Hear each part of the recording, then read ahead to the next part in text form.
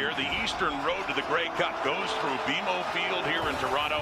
Last year, the Argos could not get by Hamilton. Now it's the Montreal Alouettes standing in the way.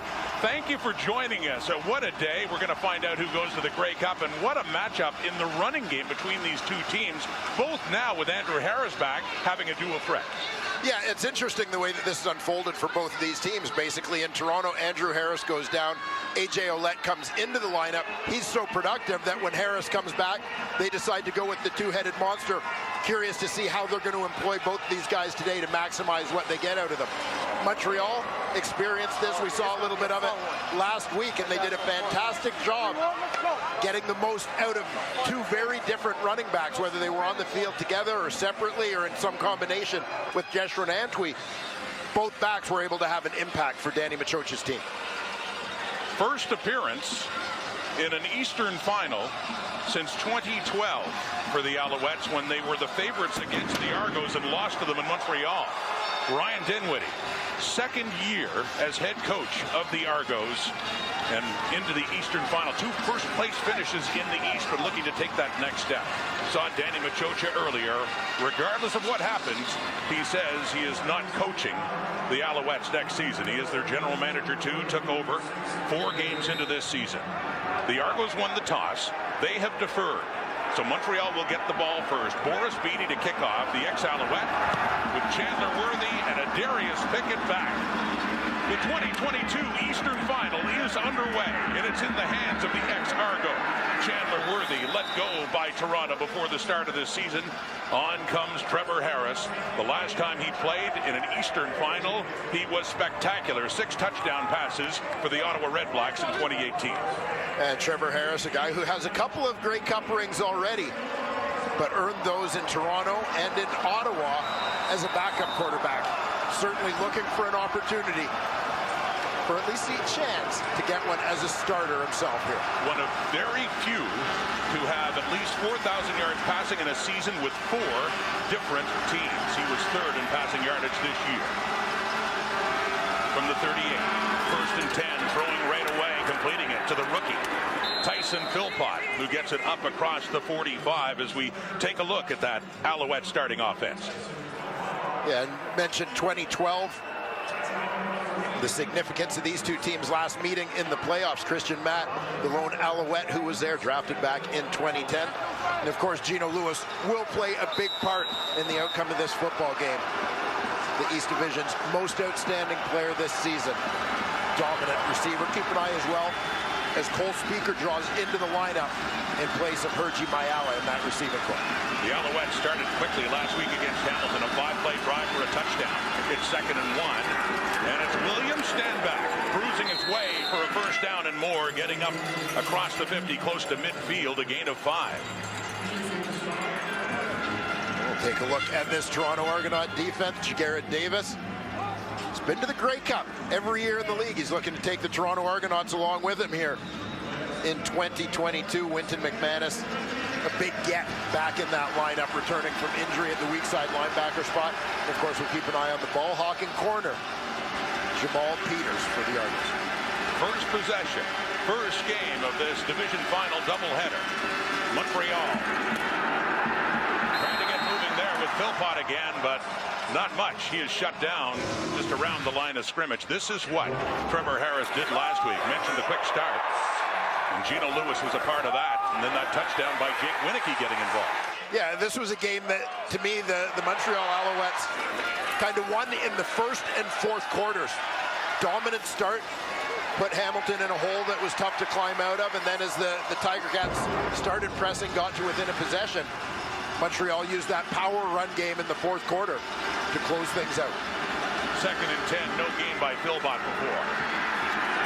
Pass throwing, knocked away, Jamal Peters, who led the Canadian Football League in interceptions, makes a nice defensive play there. After that first Alouette possession, they'll be forced to punt it away. Yeah, intrigued to see that matchup from time to time today when Gino Lewis lines up in the boundary side between he and Jamal Peters. You can see guys who physically match up very well in terms of that height, length, etc. Gino Lewis, typically such a dominant jump ball guy. Jamal Peters may be the antidote to that for Toronto. That first possession ends close to midfield as Joseph Zima is forced to punt it away with Brandon Banks back for it. And he is chased back and lets it hop, and into the end zone it goes as he will take a knee, or will he? Now he's looking to bring it up. Brandon Banks. Nice little play there against the Alouette cover team, and he makes something of it. What a play by Banks to get it up to the 34 when it looked like he was going to give up the Rouge. Alouettes. They had to punt. McLeod Bethel-Thompson in for the Argos' first possession in a scoreless tie. Second straight year, McLeod Bethel-Thompson is starting in a division final in his 5th year. This was his most productive one in terms of passing yardage. He led the CFL with over 4,700 yards passing. Yeah, McLeod Bethel-Thompson, we talked to him a little bit about this season, a season in which he seemed to establish himself after having challenges as to who would be the Argos starting quarterback in years past. But he's suggested that he didn't impress himself this year. Feels he can do much more. Throwing in first down and completing it too. That one is to Curly Gittens, lining up the boundary slot to start this game. And the top Canadian receiver in yardage in 2022. Yeah, as we take a look at this Argos starting offense, first-year guard Ryan Hunter joins this group after a few years south of the border, North Bay, Ontario native. And as mentioned, Curly Gittens. This is the guy through whom the Argos passing offense runs. He's the key. Their leading receiver up to the 47, swinging it out to A.J. Olet. And he's got some steam after that catch. Lots of room, and taken down finally by Nafis Lyon inside the 20, down near the 15. Looking to see how the Argos use their backs with Andrew Harris in again, but it's Olet to start, and a big play to start this game. Yeah, both backs on the field together. Harris in the backfield. Olet moves out into the slot. Get him that quick hitter and a little bit of space. Nice move back to the inside right there. A good job blocking out on the perimeter by the receivers. Created a nice lane there for Olet. He really stepped up after Harris got hurt back in week 8 against Hamilton. He's been the #1 running back since. And a look into the end zone. Oh, that close to a touchdown for the Argos. The intended receiver was Cam Phillips, just off the fingertips, as Toronto's looking to strike quickly. Yeah, Phillips lines up in the slot here. He's going to end up working towards that back corner of the end zone. Has to adjust. You'll see him alter his route a little bit as this ball's in the air. He's got to flatten it off. Does a pretty good job tracking it, but just off the fingertips at the end. That close after the big play set up by A.J. Olet. So 2nd and 10. They're at the Montreal 17. Argos' first possession of this Eastern Final. Winner goes to the Grey Cup next week in Saskatchewan, as this one is blown dead with the snap of the football. Time count violation. Toronto number 4. This is a 5-yard penalty. We'll replay second down. Taking a look at the Alouette defense. Of course, that front anchored as always by the veteran Almondo Sewell.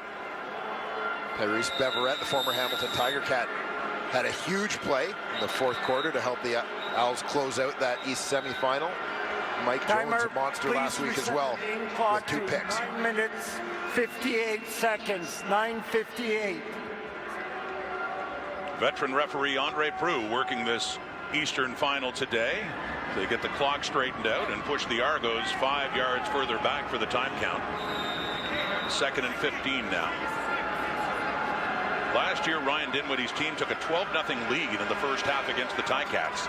They got close, but they couldn't cash in. They had to settle for field goals. Big second down, stepping up.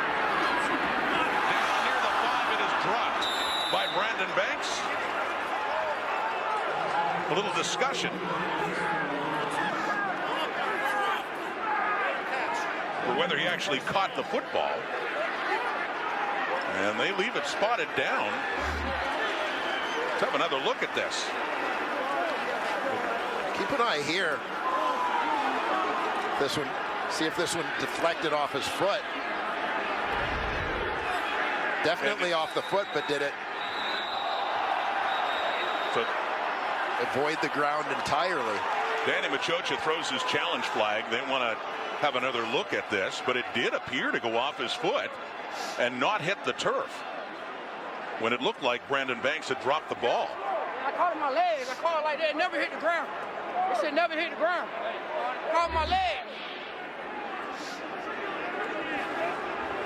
Take a little wider Montreal look here. is challenging the previous play.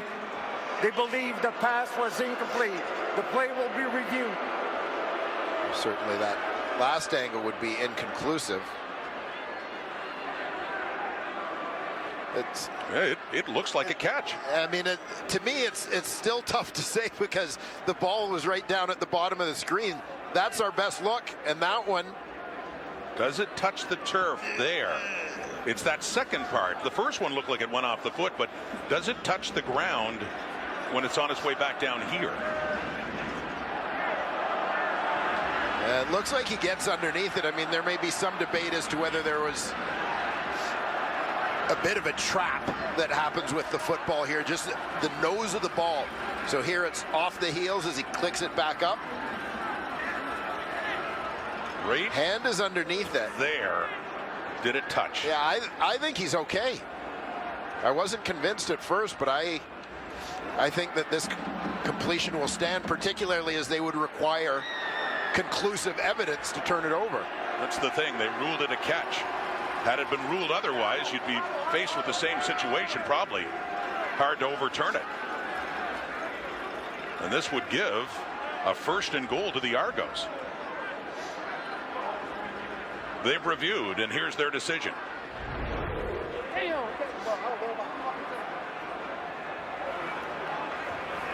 Upon review by the command center, the ruling on the field stands. It was a catch, and there will be first down. So Montreal is charged a timeout, and they're out of challenge. So the veteran Speedy B with a different way to catch a football, and a big catch it is ruled to be 1st and goal down at the 6.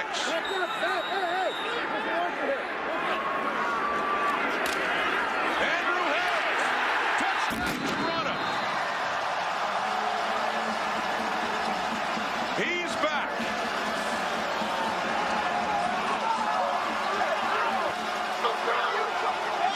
That is the first touch for Andrew Harris since coming back from injury. It's also the first time he has scored a touchdown in double blue. He did not find the end zone in his first 8 games with Toronto. And in relatively easily here. Nice cut there to make Sewell miss at the line of scrimmage. Andrew Harris looking like he hasn't missed a beat. 1 carry, 1 touchdown, and the point after from Boris Beatty. And the Argos have the early lead on their first possession. They're welcoming back 33. Andrew Harris. It's playoff time.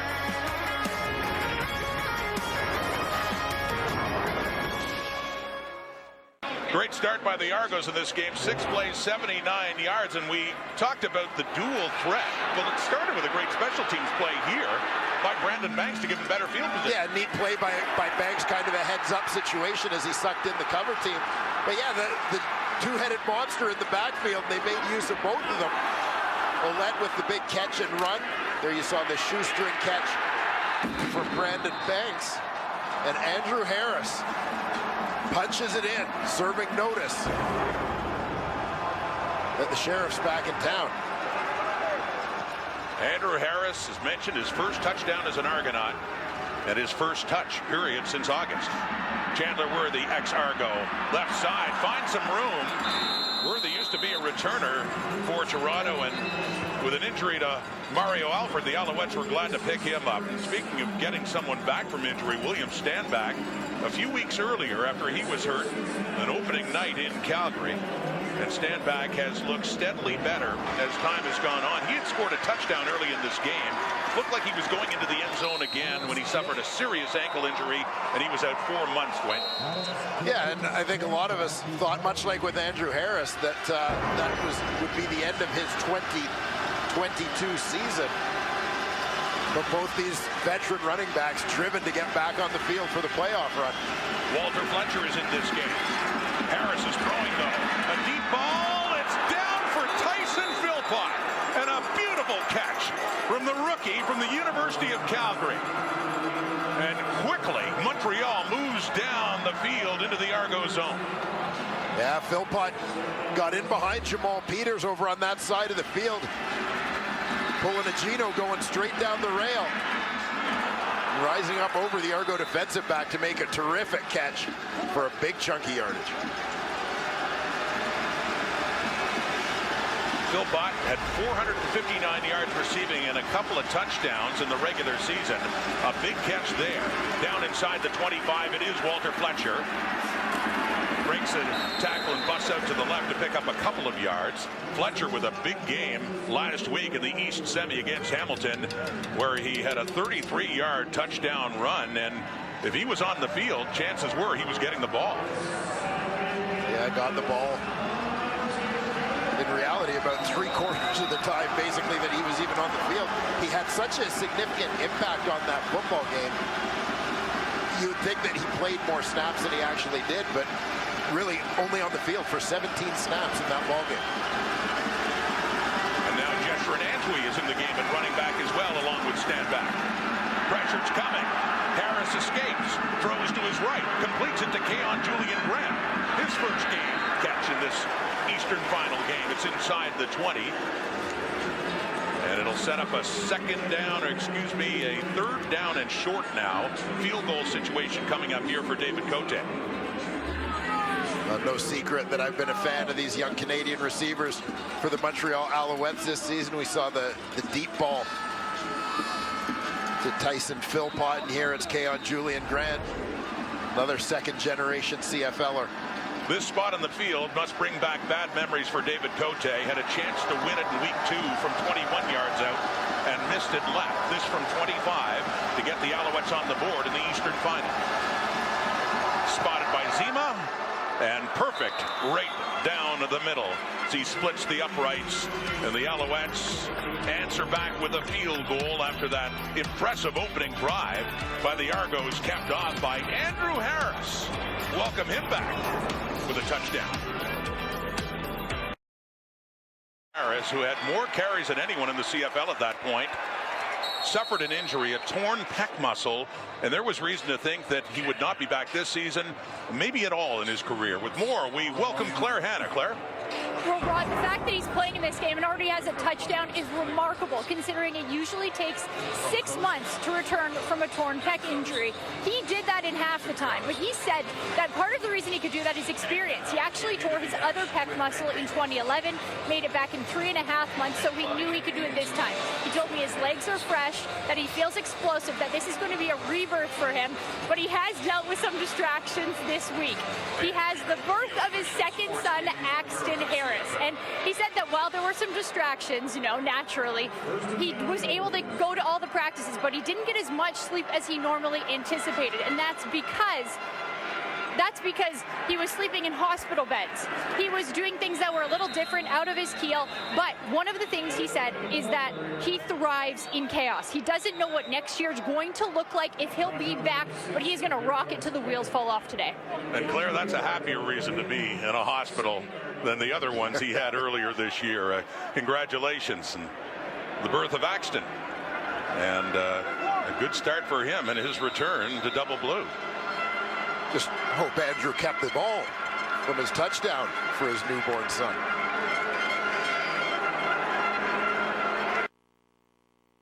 Well, with Axton, Xander's back on the field, is 2nd and 7 now after the Ouellette carry. Bethel Thompson flushed out. Down near the sideline to Brandon Banks again as they confer. And they say no catch this time. A terrific effort from both Bethel Thompson and Brandon Banks on the play, but rolling to his left. Sort of watch that torque from the upper body. I think pulled that one towards the sidelines, pulled the throw towards the sidelines. A little more than Macbeth wanted. Banks goes and gets it. Well, he's 1 for 2 now in contested catches. He did get the ruling in his favor on the previous drive that got them down to a 1st and goal and later a touchdown. John Haggerty out for his punt. The first one for the Aussie. The leading punter in the Canadian Football League in the regular season. And it's a shorter one as a flag comes out too for heading out of bounds, not far enough down the field. BMO Field in Toronto. It's the CFL Eastern Final. The Argos lead at 7-3. Your home for exclusive coverage all tournament long.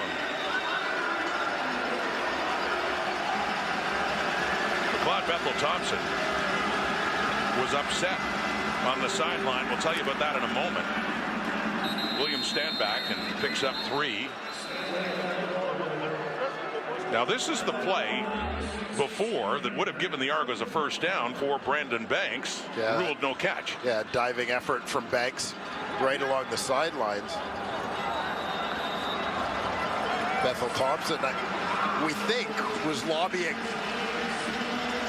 or suggesting after the fact that the Argos should have challenged that call. He's getting a little heated on the sidelines. Got to manage those emotions in a big game. 2nd and long. Harris slips, but he steps up and he shovels it. It looked like he did it over the line of scrimmage. The ball is out. The Argos have it. Deshaun Amos. Bizarre play that turned out to be. It looked like Harris had tried to throw the football after he had crossed the line of scrimmage and hit the turf, and the Argos picked it up. There are flags down.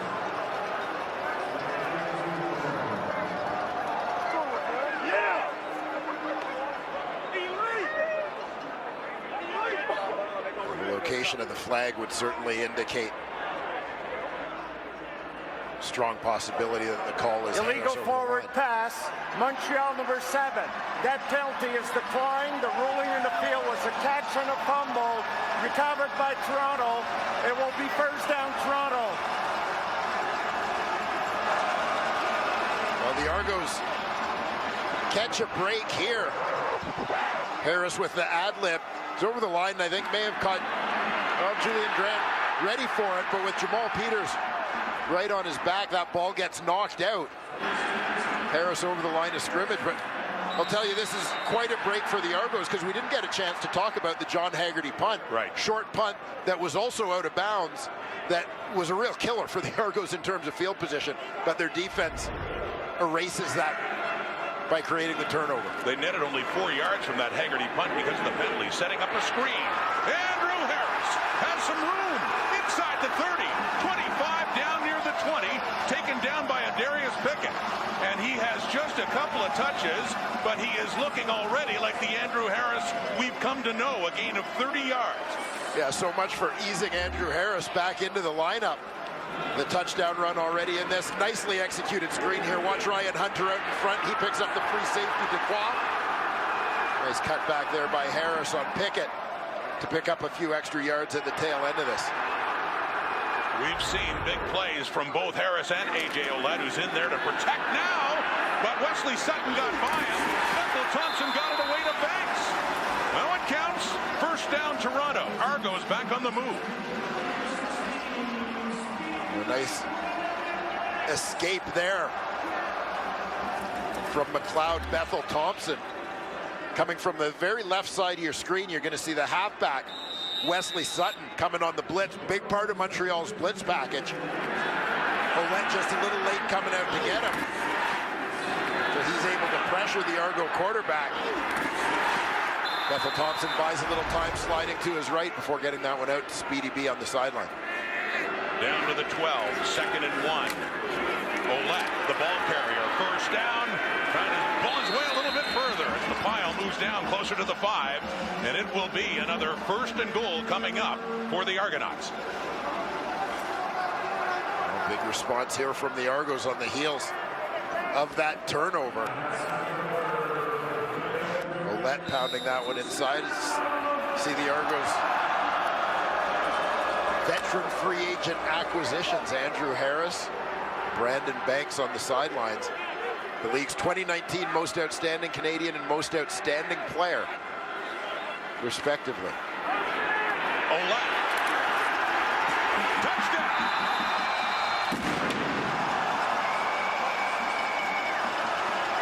You talked about that two-headed monster in the Argo backfield.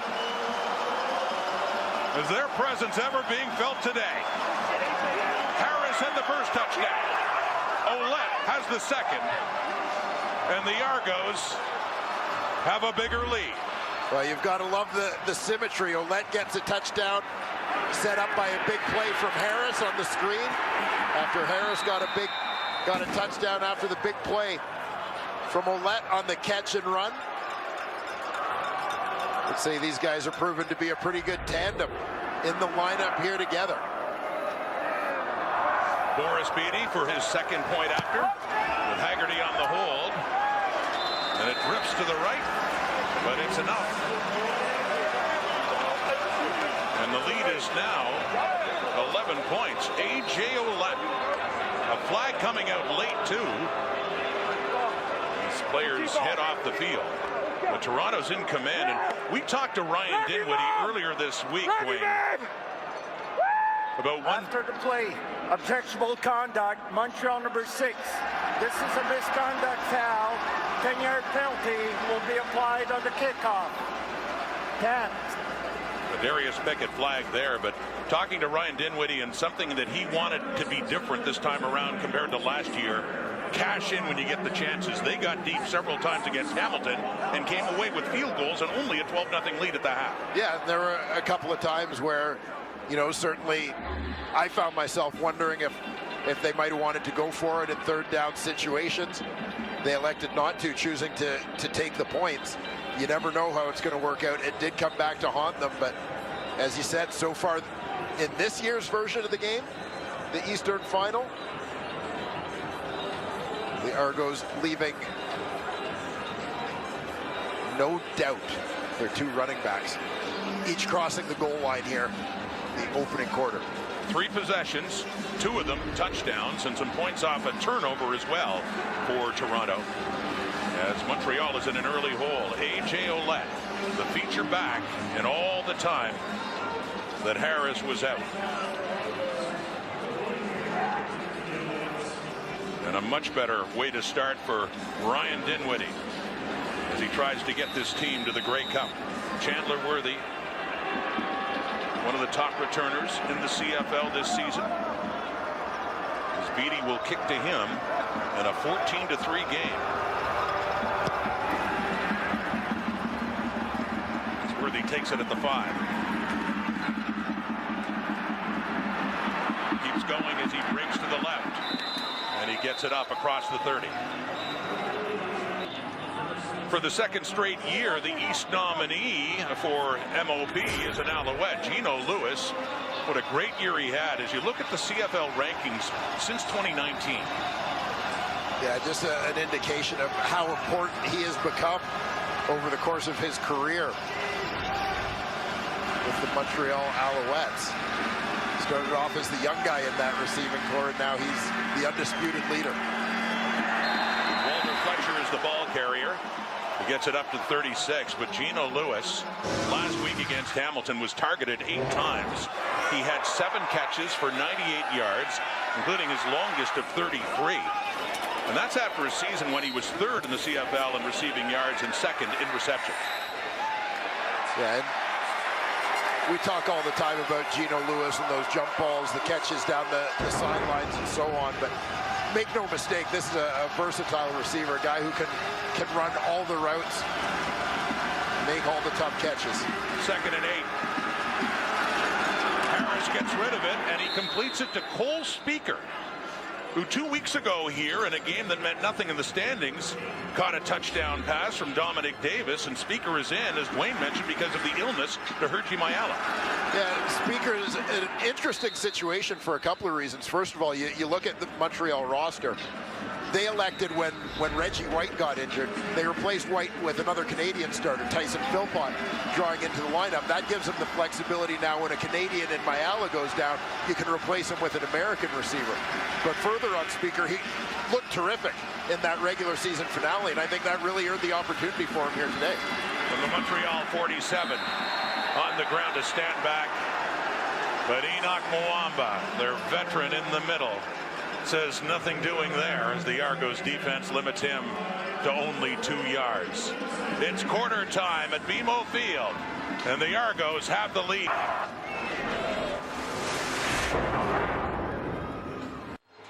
Here are the numbers through the first quarter of the Eastern Final. Dwayne talked about the double threat for the Argos in Andrew Harris and A.J. Ouellette. That's been the big story. They each have a touchdown in this 14-3 lead as Toronto's in control now. And not again. Well, what are you doing? Now, listen, last year, I just want to say I was very insensitive because my Western Mustangs beat your Queens Gales in the Yates Cup, the Ontario Championship, and I wore this purple sweatshirt. I didn't want to be so insensitive this year. I want to ask if you prefer the purple or the black. Seriously? We got a game going on, and this is my focus. This is the choice. Let me see. You want A.J. Ouellette, you want Andrew Harris. We're not talking about hoodies here. The way this game has gone, I don't think you could go wrong with either of those two choices. Harris and Ouellette both having an early impact for the Toronto Argonauts. They both have had big plays. Catch lots of yards after the catch. A little shuffle inside with flags coming out to Walter Fletcher. Starting the second quarter by getting it up to midfield. We'll see what the penalties are about.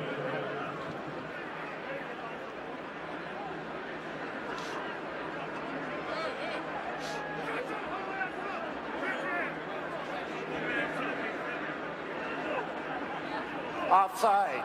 Defense. 5-yard penalty. We're going to replay second down. I believe it was the initial alignment.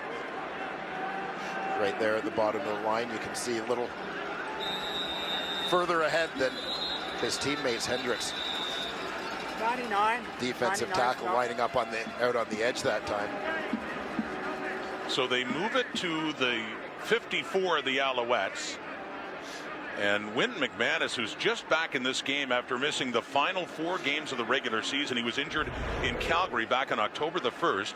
And it looks like a right arm injury for McManus, one of the top defensive players in the Canadian Football League this season. Yeah, Wynton McManus had an absolute monster season this year, and a guy who should have very much been in the discussion as most outstanding defensive player league-wide this season. You see his numbers. And that, again, in an abbreviated season. And heading off now and favoring that, what looks to be that right hand. Key part of that Argo defense.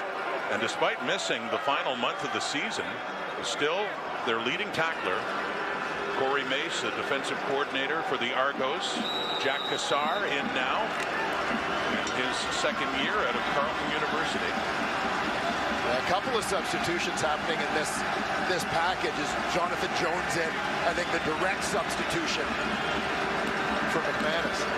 William Stanback's the ball carrier now on a second and short with the penalty, getting that second down over and needed to get to the Argo 53.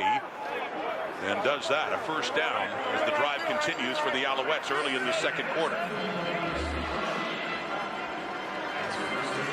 Yeah, we're seeing a little more early from William Stanback here today. You look back at last week's game, Walter Fletcher got a lot of the touches early. We talked in the pregame show about Montreal attacking the perimeter early on. 8 of Stanback's 10 carries came in the fourth quarter last week. Lost yardage this time for Stanback as the Argos had it red as he was moving to his left. Stanback said it progressively gotten the ball more and looked more like himself late in the season, but good job by the Argo defense there. Yeah, and they get a little bit of a cue which way the play is going and that they're going to run it. Is the Alouettes a team without a true fullback? They bring in an extra offensive lineman. Philippe Gagnon comes in. Pierre-Olivier Lestage moves from guard to become the blocking back, so to speak. They're running the ball to his side, and the Argos see that key. Stop there by the strong side linebacker, Chris Edwards. Trevor Harris gets it away to Jake Winicky. Tries to break a tackle and picks up a few more yards as he gets it up around the 50, but not nearly enough. Still about 7 yards shy of a first down, as the punting unit will come on now, and Joseph Zima. Yeah, good effort there from Jake Winicky, who had a nice game in the Eastern semifinal rather, including a touchdown catch in that ball game, but just with a long way to go. Broke a couple of tackles but couldn't get all the way, so it'll bring out Zima and the punt team. Sean Amos stretching things out, remaining down. Gets a little attention there as the Argos are getting the ball back, and as mentioned earlier, on their 3 possessions, 2 have resulted in touchdowns. Brandon Banks had a couple of catches, including one that went off his foot. That was an important catch too, challenged by Montreal, but ruled a catch. It's led to the first touchdown. Back with Javon Leake for the punt return too. When limping off now is Amos, the field defensive halfback for the Argos. Brandon Banks in his first year with the Argos after so many great years with the Hamilton Tiger Cats. His best game in double blue actually came in Hamilton on Labor Day Monday. 80 yards receiving, a couple of touchdowns as well. He won't forget that day, I'm sure. Back now as it goes the other way for Leake, who takes it, gets to the 20, and about the 27 before he is taken down. Rookie Zach Lindley on the special teams tackle there. Speedy B. Couple of plays so far in this East Final, looking to get back to the Grey Cup for a 3rd straight year. Greatest year 3 years ago with Hamilton, most outstanding player, over 1,500 yards receiving, and now Brandon Banks finding a home with the rival Argonauts, and that, not to mention the big play on special teams he had earlier, Dwayne. Yeah, and this was a really neat kind of heads-up play by a veteran guy, as you saw him sort of suck in the coverage team and open up that wide side of the field for the return. A couple of tough catches along the sidelines. Maybe one easy one that he made tough, but it set up the first Argos touchdown. Taking the handoff and then giving it on the sweep to Curly Giddens. Had a catch earlier and has a carry that's up to around the 35. But you know, of the many so motivated to get back to the Grey Cup, Brandon Banks on the losing side with Hamilton last year to Winnipeg, and then in 2019, the previous season, and the heartbreak of 2014 against Calgary as well. Looking for a Grey Cup ring, looking to get back to the game, and albeit with a different team now. I don't know how Ticats fans would feel about that. But for Banks, that's the one thing missing from a stellar career. An interesting approach when you consider those 2 moves in particular that the Argos made during free agency. The signings of Andrew Harris, most outstanding Canadian in the league in 2019, a couple years removed from that. Brandon Banks, the league's most outstanding player in 2019. Again, coming off a little bit of a down year for him, but the Toronto Argonauts in a situation where they were a team, finished in first place in their division last year, and kind of looking for a push to get over the top, get to the big game, bring in some guys that have a little bit of history of playoff success, and enter Brandon Banks and Andrew Harris, who have both played prominently here today. And you see the injury, Wesley Sutton in on the tackle, and then Philip Blake coming in and making contact with the helmet as Sutton is still getting attention. Yeah, a bit of a mismatch there in terms of weight between the defensive back Sutton, big offensive lineman Philip Blake. Blake doing a nice job at tackle for the Argos this season, bumped out to play that left tackle spot after some injuries set in along the Argos offensive line. Has been an interior guy through much of his Canadian Football League career. And number 45 for the Alouettes, Kenneth Durden, first year at a Youngstown State, is already on the field to sub in for the injured Wesley Sutton. Bear in mind, injuries have been an issue at defensive halfback. You heard Davis Sanchez talk about the defensive halfback spot and how that might be something the Argos would go after in the passing game a little bit. And Greg Reed, one of the Alouettes' top defensive backs, has been out all year. And Najee Murray was in and out of the lineup with injuries. Raheem Wilson came over from Calgary during the year. He got hurt late in the season. So you're seeing Kenneth Durden get an opportunity in a big moment here for Montreal. You add to that the changes they've had on corner mid-season, bringing in Nafis Lyon on the boundary corner. Mike Jones on the field side this year with a couple of picks last week. So throwing there, Gittins again has it, and more with Lyon trying to haul him down with another newcomer, Keyshawn Pierria, who's getting into it afterwards. The first down, Argos.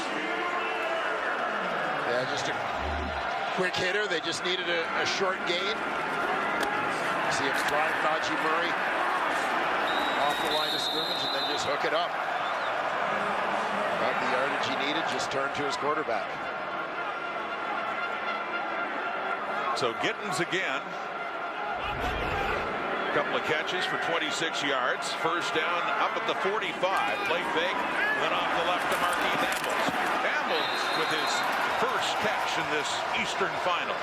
Former Calgary Stampeder, and getting another first down at midfield for Toronto. Yeah, Marquis Ambles, another guy who's really had an opportunity to sort of show his versatility this year with the Toronto Argonauts. Guy that they like to use in different ways, find some different means of putting the ball in his hands. And had his best season this year of his 4. 72 catches, 737 yards, and 5 touchdowns for Toronto. Midfield, first down, off to the left again, to Gittins again. Yardage after the catch for Curly Gittins, who gets close to another 10 yards. It'll be second and short, probably about a yard away. And there you see where Curly Gittins' 2022 season stands historically among Canadian receivers in Toronto Argonaut history. Paul Masadi, 94 and 95. A couple of big years for the Acadia University product. Oh, Masadi, great receiver for a long time for the Argos. Wide open left again. Tavares Daniels, who can walk home. Total bust by the Alouette defense. Touchdown Toronto. The easiest way you're going to see it. There was nobody near him.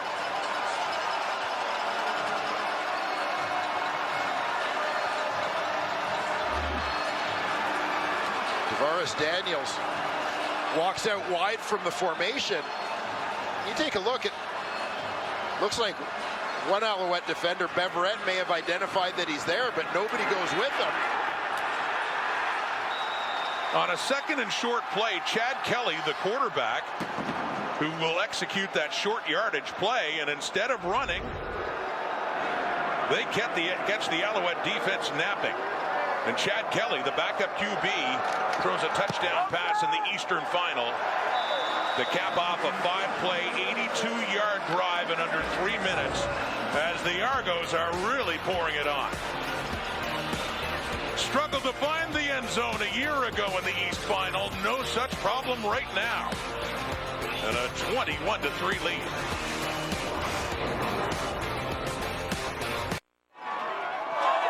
Tavares Daniels firing up the crowd here at BMO Field in Toronto as the Argos increase their lead to 18 points. 3 touchdowns in 4 possessions for Toronto. Daniels wide open on that second and short for Toronto, and there was no Alouette defender near him. So The double blue in control on the kickoff by Beatty and slipping. What else can go wrong for the Alouettes as Chandler Worthy slips on the turf? The ball rolls into the end zone and Worthy is hurt. Worthy reacted like he might have twisted his knee as he tried to adjust to the flight of that ball.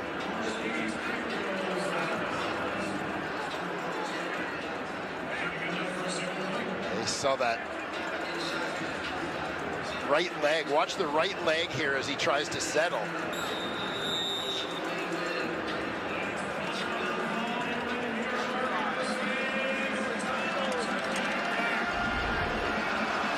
A close friend of McLeod Bethel Thompson's from their days together with the Argos, and Worthy getting attention down the outside line. So another point on the board for Toronto. 22 now. And it's in the hands of Tyson Philpott on that first down from Trevor Harris. It'll be interesting to watch Montreal now as they find themselves in a little bit of a hole, quite the opposite from where they were last week. I mean, this is a team that likes the short passing game, quite frankly. A team that, looking at some numbers this week, their buddy Marshall Ferguson, that they throw the ball behind the line of scrimmage more than any team in the league in terms of those swing passes, hitch screens, and so on, and let their guys make plays after the catch. Wide open, Eugene Lewis, big first down midfield. And I was just going to say, there's a name we've had no reason to mention. That is the first catch for Geno Lewis on the day. Yeah, Geno starts off in the slot on this one before working into familiar territory. Along that sideline, he gets Philpott clearing out in front of him, creating a little bit of space for him to work. We'll see if Montreal starts to become a little bit more aggressive in terms of pushing the ball down the field as they try to get back in this one before halftime. In Argo territory, and that one right at Shaq Richardson as he knifed it through. It'll be second down and 10 coming up. The dangerous one for Harris there. Mentioning Lewis, that was a 31-yard gain on his only catch. See this one thrown into a little bit of traffic. Kind of a fake hitch screen look, and we saw Jake Winicky. We've seen him make catches off that look a couple of times in recent weeks. Trevor Harris trying to lead the Alouettes back. Oh, and that one is caught too down at the 35, and suddenly we're seeing more of Eugene Lewis. A couple of catches on this drive, and another first down. Just outside, about the 36 of Toronto. Yeah, Lewis this time lines up on the outside, but off the line of scrimmage, so he can use that waggle a little bit. This time it's Speaker clearing things out. Lewis coming underneath.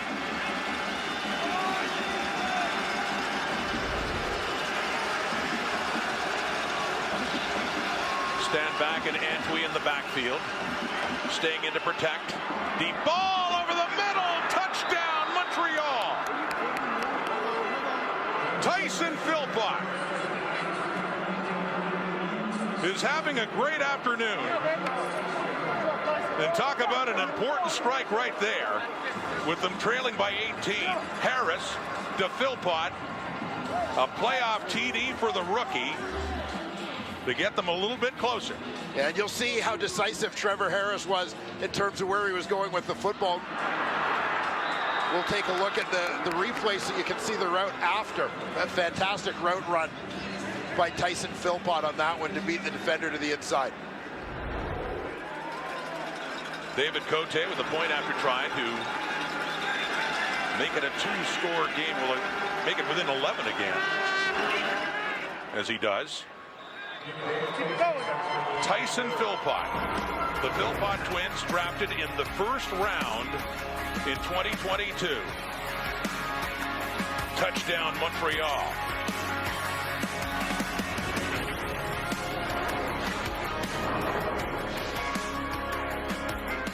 Tyson Philpott. First playoff touchdown, and a big one it is, too, with the Alouettes. Not much going right for them, but they had a 5-play, 85-yard drive, and Trevor Harris hit him, 36-yarder. So they talk things over now and gets the Alouettes back into this Eastern final. Well, and a great response at a critical time for the Montreal Alouettes. And here you'll see Philpott. He's the middle receiver. The key for him is getting the DB to turn his hips to the outside with that fake outside, and then he breaks back to the post. It's a nice move out. DB Mechie turns his hips to the outside. As a receiver, you know that's when you've got him beat. So we'll see how the Argos respond. They pretty much had their way on offense in this game. Javon Leake on the return. Across the 30, jumps over a tackler, keeps going. Good return there for Leake, up around the 45 for McLeod Bethel Thompson, and some good field position for them to work with. As said, they've had 4 possessions and 3 have resulted in touchdowns. The Argos enjoying some success with their kickoff return unit in recent weeks. Seem to start the season's penultimate week. That first place deciding game in Montreal. Running back is Andrew Harris, who has the ball. He cuts back, finds some room, heading back to the right before he is taken down by Mike Moore up closer to midfield, and that'll set up a 2nd and short for the Argos. We'll see if the Argos get back to feeding those 2 running backs, Harris and Ouellette. Guys who seem to be driving their offense so far in this ball game. That touchdown he had earlier, his first in 343 days. Western final, Winnipeg hosting Saskatchewan last year. And he was coming off injury for that one. He's been through this before when people have doubted whether or not he could play. This is what he had to say about his motivation to get back for this Eastern final. My mindset was, I'm just going to rock it till the wheels fall off. And even now, I mean, there's still some risks that I'm taking coming back so early. But, I want to, basically sell out for this team and sacrifice my body, put on the line to get back to that cup. And, that's the ultimate goal. That's what I came here to do. And, I want to stick through my word. Completed to Tavares Daniels. His last catch went for a touchdown, and that one goes for a big first down inside the 25. But it was a surprise to many for Andrew Harris to be back in that West final last year. And he was coming off a knee injury, and many wondered if he was going to play. He had 23 carries, 136 yards, and a touchdown against the Riders. And another Grey Cup ultimately back-to-back for the Blue Bombers. Yeah, there's no question. You look at Andrew Harris's history going back to his time in BC. This is a big game player. He's had some of his brightest moments in playoffs. Complete. Marky Thambles. Another first down inside the Montreal 15. The Argos not missing a beat after giving up that touchdown. Offense comes roaring back. Marky Thambles, as you see right here, coming out of the slot, gets in behind the nickel linebacker in front of the free safety. Well-timed pass by McLeod Bethel Thompson. Andrew Harris back in now. Montreal's defense has had no answer for this offense. On the toss to Harris inside the 10, down near the 5. And close to another first down for the Toronto Argonauts. And I'll bring up with Andrew Harris something that we talked about regarding William Stanback coming back into the lineup late in the season. I mean, you're talking about guys who usually have a lot of mileage on their bodies by this point in the season, but I mean, defending Andrew Harris with fresh legs, you can see the challenges for Montreal. The gain of 7 on that. It's a 2nd and 3. Deep in Montreal territory, leading by 11. Plenty coming up at the half. Paul Police once again directing traffic. He's talking about the pass rush and also those challenges we've seen. I think you're talking about the 2 backs there, Milt Stiegel. Yes, sir. And touche. Or touche. Sad bird in the back. Or touche. Sad bird. Sad bird. Sad bird. And Kate Milton, as you know, often likes to refer to the BWB, the bad weather back. the importance of this time of year. Although the weather here, field might be a little bit slick, but it's been pretty good. And the Argos, that offense has been cashing in, trying to do it again. End zone look, no, just a little bit too far for Tavares Daniels, who wanted a call. Thinking the Alouette defender slowed him down a little bit. Yeah, single receiver out here. And it did look to me initially, watching that at live speed, like he may have been impeded a little bit as he broke to the inside. Lyon got hands on the Argonaut receiver. And we do have a challenge flag. Ryan Dinwiddie throwing it out to argue this very point. With Nafis Lyon put a little bit of a drag on him. In the previous play, they believe there was defensive pass interference on their receiver. The play will be reviewed.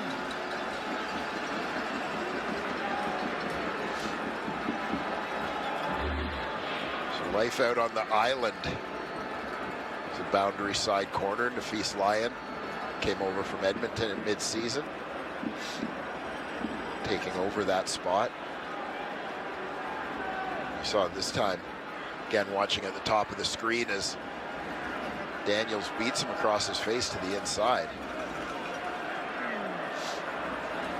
And that close to another touchdown for Daniels. Had one earlier, thrown by Chad Kelly on a second down and short. What had all the makings of a short yardage running play, and they fooled the Montreal defense. Tavares Daniels, best year remains. The team made a Bo Levi Mitchell in Calgary in 2016 when he was the rookie of the year. And a productive season, his second best in terms of receiving yardage in 2022 with Toronto.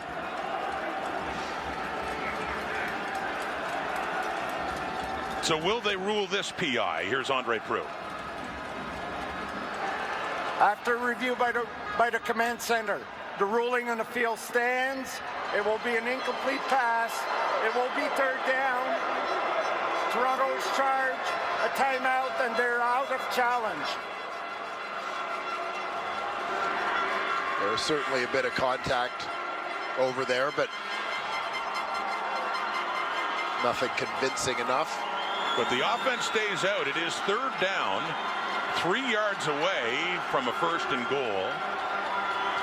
It's at the Montreal 6. The Argos settled for field goals a lot a year ago.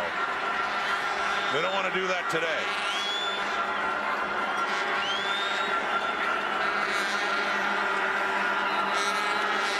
Or maybe they do. A lot of theatrics. Trying to draw them offside. Yeah. And even though it is settling for 3, given the circumstances and what they've been able to do for the entire day up until now, field goal doesn't look as bad as it did a year ago when they just couldn't cash in.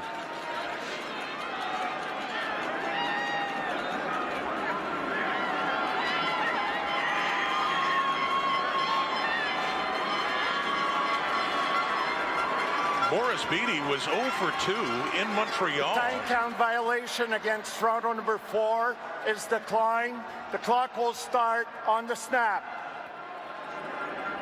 He didn't make a field goal the last time these two teams met in Montreal, the last meaningful game. They met at the end of the season the next week too. But Beatty's field goal try of 47 yards was hit so well that even though he missed, Chandler Worthy caught it back at the dead ball line, and that single point gave Toronto the victory and clinched first place in the East. So Beatty now to add to the lead.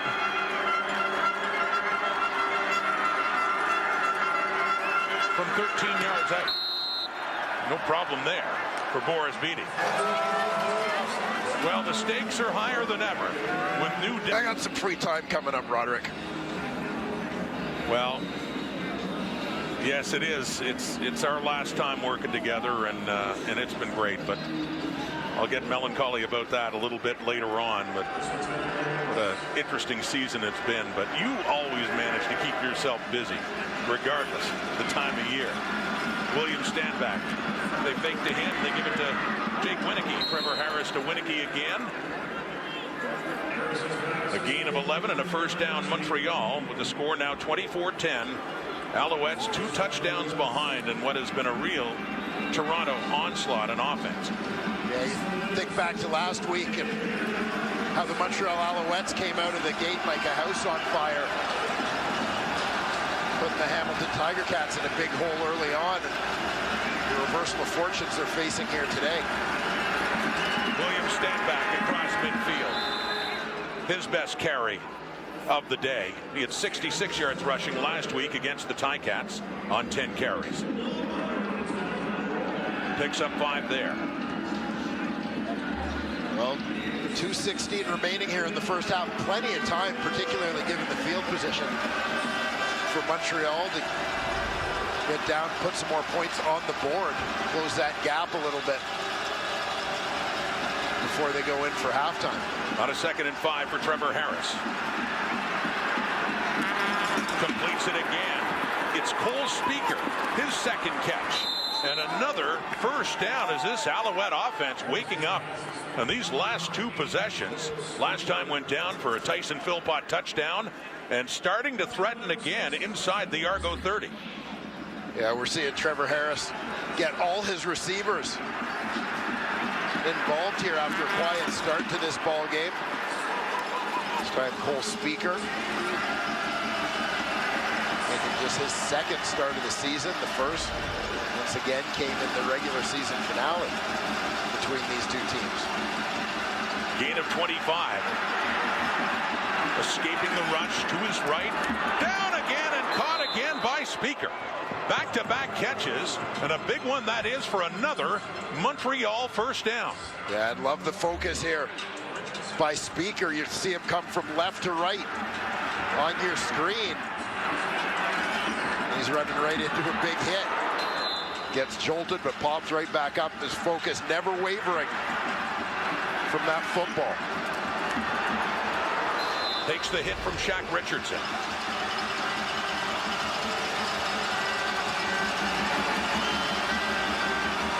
On first down, Chris Edwards coming in, takes him down. Hendricks is there too, and a loss pushing Montreal outside the 20. Well, big play from Chris Edwards, who'd been a healthy scratch the last few weeks of the regular season. You'll see Edwards coming off the edge here. Linebackers, an unblocked man. Not sure if they intentionally left him free, in which case they should have been throwing hard, or if they should have kept the receiver in on him. 2nd and goal now. They mark it at the 17. Harris facing more heat and is taken down again. Dwayne Hendricks, this defensive front for Toronto, rising up at a big moment to force the Alouettes into a field goal situation. Yeah, tightening up in a hurry after the Alouettes had marched down the field on them. First Edwards, now Hendricks, coming from the right side of that defensive line, right side of your picture.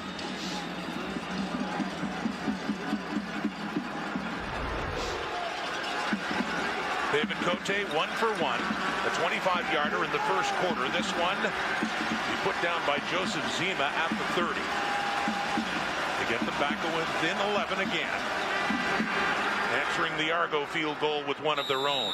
2 for 2 is Cote. A 24-13 game now with 15 seconds until halftime. So while the Alouettes may be discouraged by an inability generally to stop this Toronto offense, their own offense has certainly been able to move the ball down the field. And here you get a look at the back-to-back sacks. Edwards leading the charge on the first one. A little bit of help from Hendricks. 99 wants to go get one of his own. One play later, the big defensive tackle brings down the Alouette quarterback.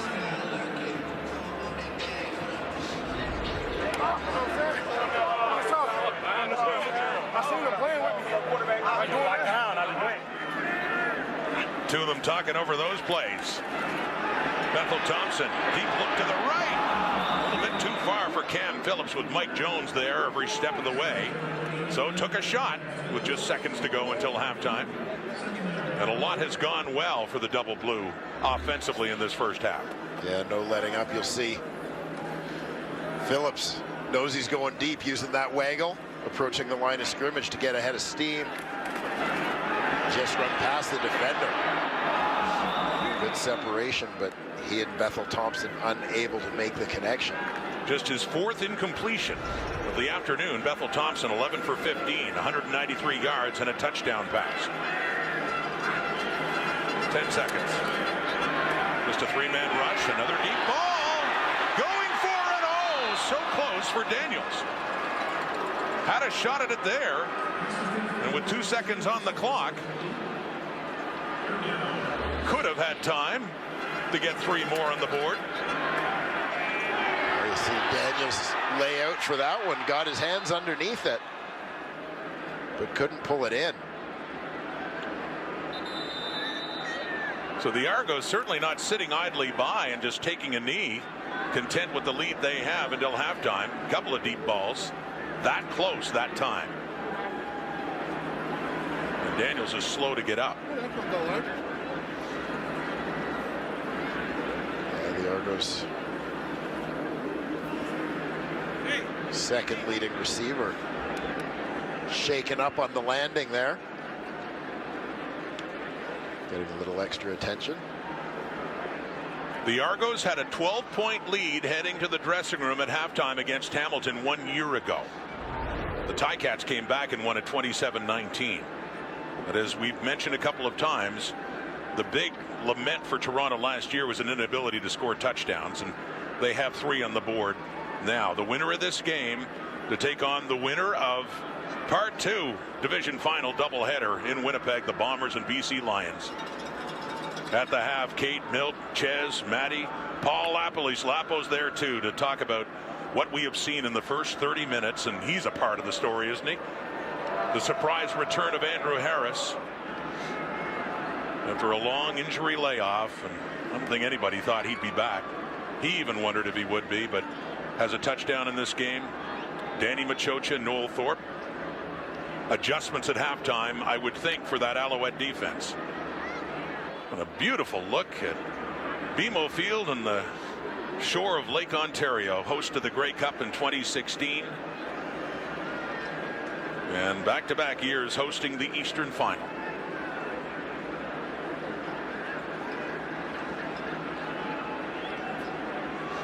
And there, Danny Machocha, general manager and head coach for now of the Montreal Alouettes. You mentioned earlier that he has stated unequivocally that he will not be coaching next season. And he had to kind of gave him a chance to say otherwise, but he made that clear. He is not coaching next year, and he's just enjoying this. As last time, we talked about it last week in that playoff game, that was his first taste of playoff action in the CFL since 2008, when his then Edmonton Eskimos lost in Montreal to the Alouettes and Anthony Calvillo.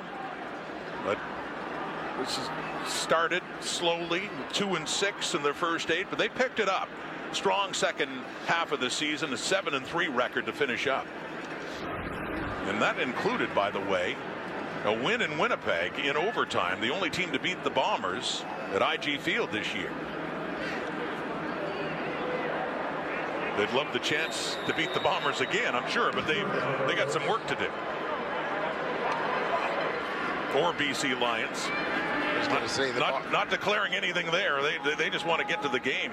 BC will have a thing or two to say about that later today against Winnipeg. But right now, first half is done, and Andrew Harris and the Toronto Argonauts, impressive, especially on offense, taking an 11-point lead to the dressing room as we go back to the studios in Cape Burness.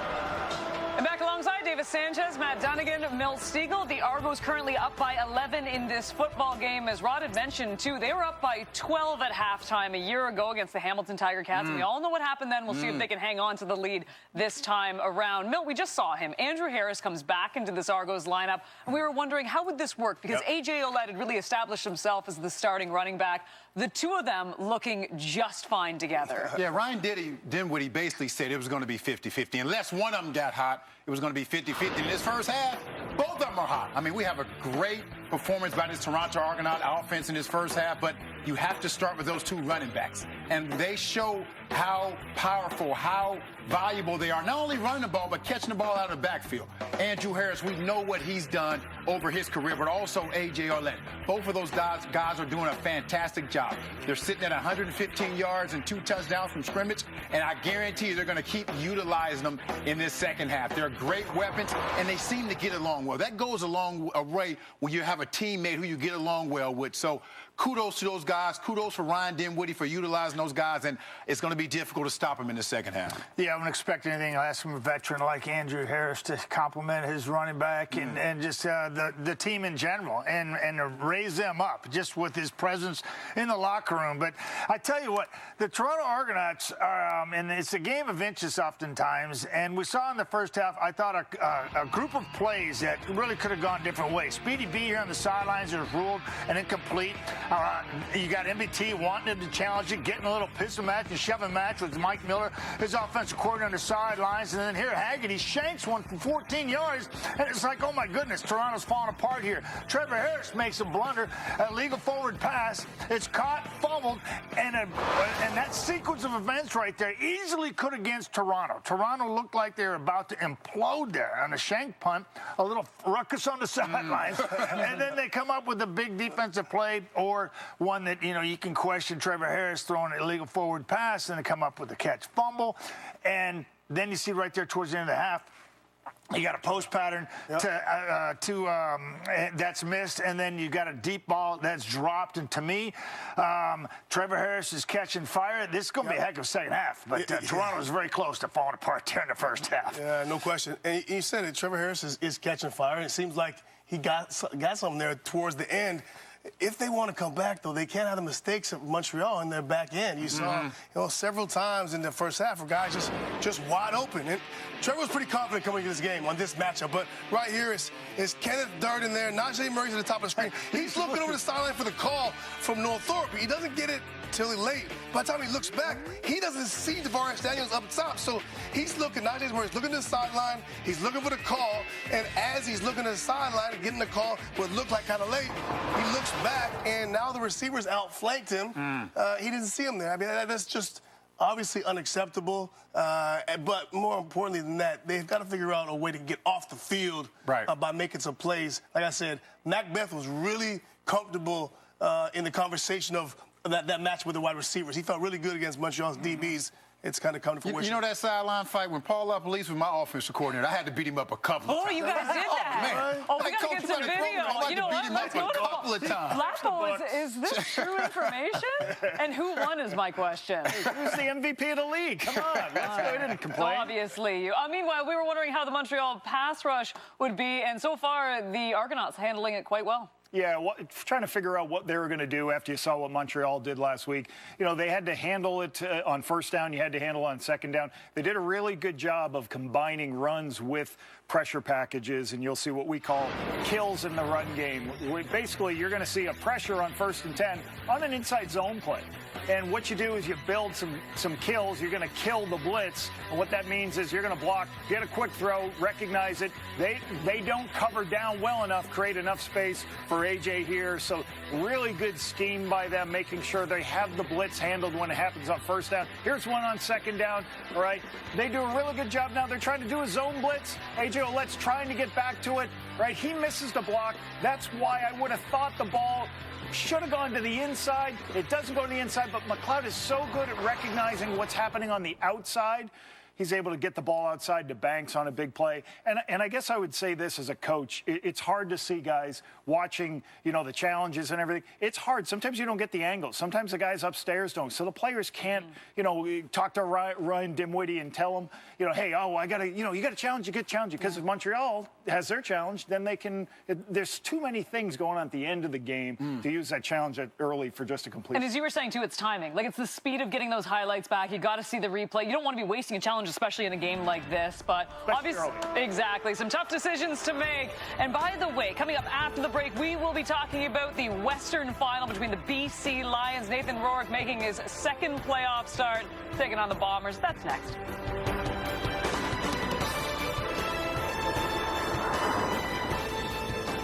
Davis at the Grey Cup halftime. Stats fairly even between the Argos and the Alouettes at half, but the Argos winning the rushing yards and also those 2 QB sacks at the end of the quarter.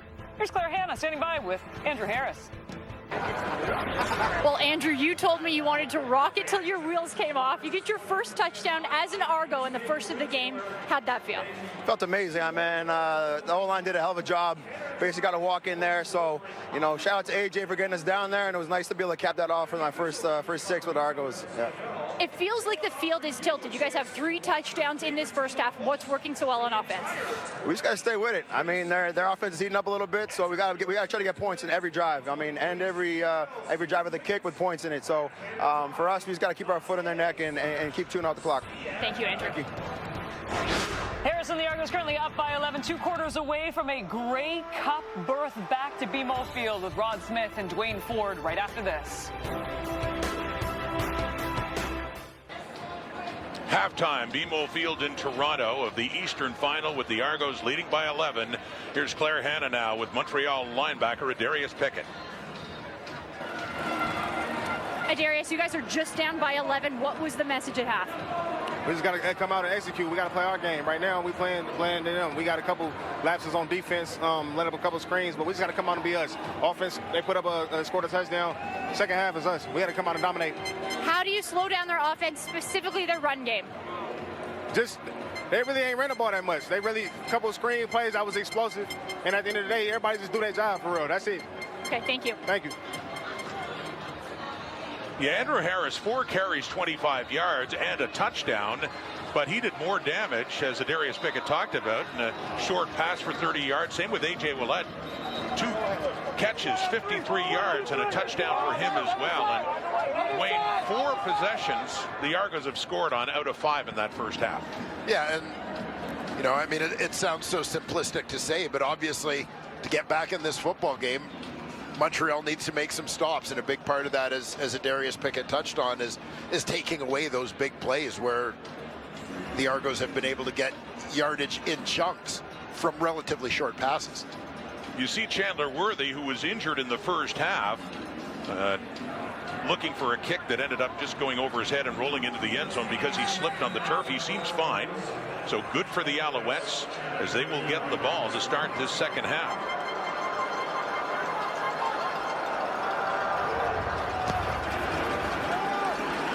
Underway again here at BMO Field. A shorter kick by Boris Beatty, taken by Worthy at the 30. And he gets up to the 45. Trevor Harris, 14 of 16 for 225 yards and a touchdown in that first half. Yeah, I mean, you can typically bank on Trevor Harris throwing the ball for a high percentage, high completion rate. The challenge for the Alouettes in this one, though, is they don't necessarily have a lot to show for that, certainly in terms of points. He's hit Tyson Philpott deep a couple of times. Be interesting to see if that's something they go back to. He was able to find Eugene Lewis as well on some intermediate stuff in terms of moving the ball down the field. So they fake to stand back, completed to Lewis. Trevor Harris getting another completion there. Trevor Harris's numbers in the CFL playoffs over the course of history are extremely impressive. Most passing yards per start, in fact, ahead of, you see Danny Barrett's name and Michael Riley. 361.8 yards on average. And he had a game for Ottawa 4 years ago in that Eastern Final when he had only 3 incompletions. He threw for over 360 yards and 6 touchdowns. for the Red Blacks. Stand back to the left. Williams, stand back. Big run. Inside the 20. Could be gone. How about that? Williams, stand back, is back in the end zone. And finally, the one to knock him down was his offensive lineman. He kept his feet. And the Alouettes, with the start they needed in this second half, stand back 52 yards for the touchdown. Well, we've talked as William Stanback has come back into this Montreal lineup late in the season that sort of week by week you see a little more of the William Stanback that we've become accustomed to seeing over the last couple of years. And I think we just got the full package with that run. William Stanback getting out in the open field. Great burst. Terrific block along the way, by the rookie Tyson Philpott once he got to the second level. Within a 5-point lead, they'll see if they can make it 3. Going for 2. Wide open in the end zone is Tyson Philpott. So add 2 more on the board, and suddenly this is a 3-point game. At one point, the Argos had led by 18. Now just leading by a field goal. Quick strike Alouettes to start this third quarter.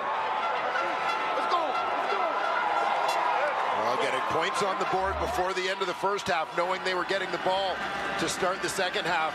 Callender mashes things down to seal the edge. Philpott gets the block at second level.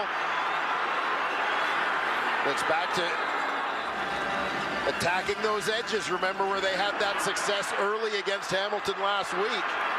And that's where they find the home run here against Toronto a week later.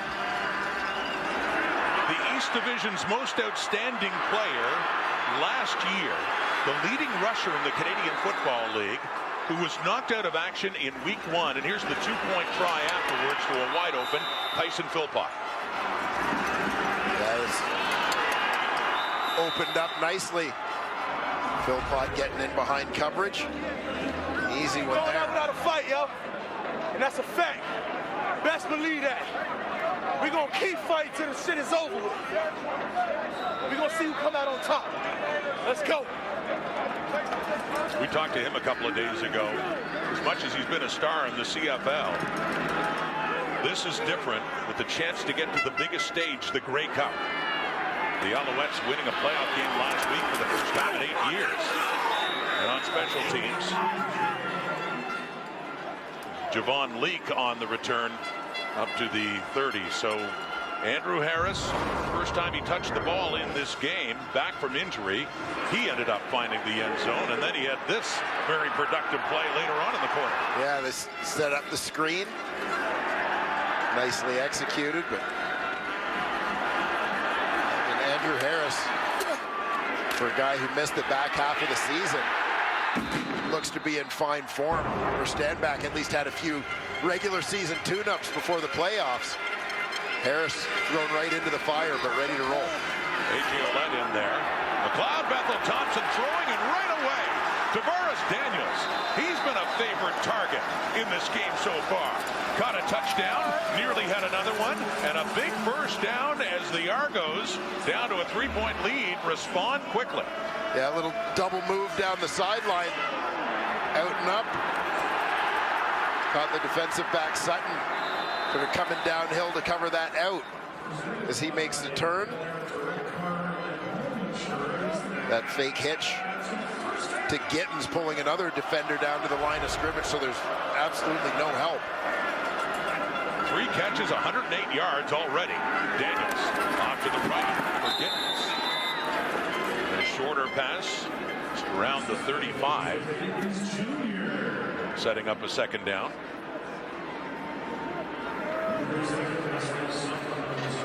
Well, the Argos offense, we saw it in the first half. After giving up a touchdown to Montreal, big response from the double blue offense, just unwavered. Over 500 yards net offense combined by these teams. Off to the right to Gittins again. Finding his way, trying to get to first down yardage, not quite, about 2 yards shy. gets as far as the Montreal 29. Tyrese Beverett, who had a big game for that Alouette defense last week against Hamilton.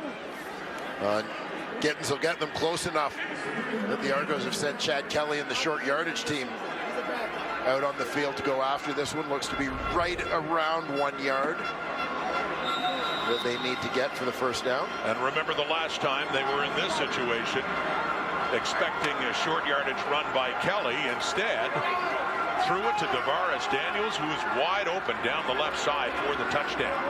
3rd and 1, Montreal 29. Kelly goes right, keeps it. Mike Moore got him in behind before the first down. See where they spot the football. This will be close. Yeah, Kelly's going to move laterally to his right here before he gets north-south.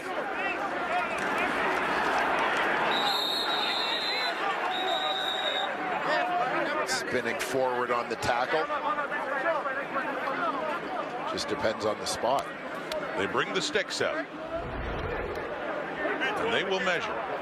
And this should be close. They got it. First down, Toronto.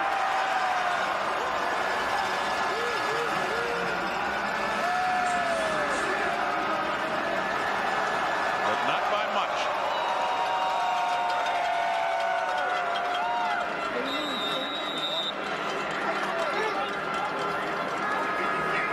Bethel Thompson back on.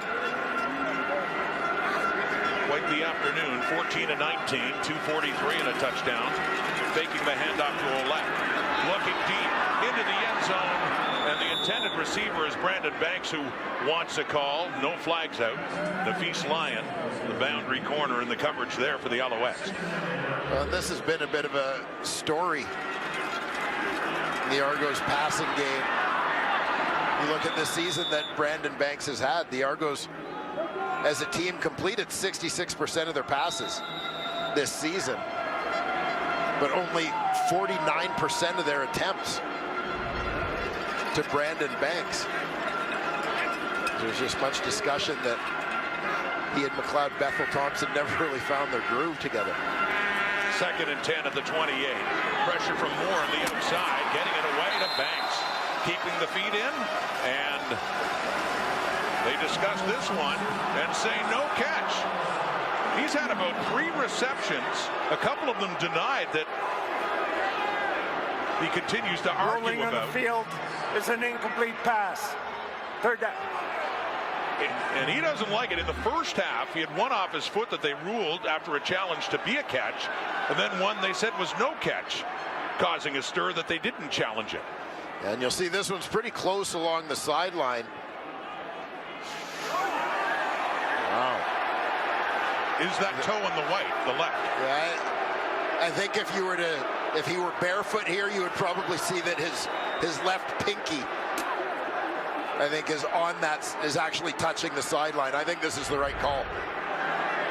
So it leads to a field goal try for Boris Beatty from 35 yards.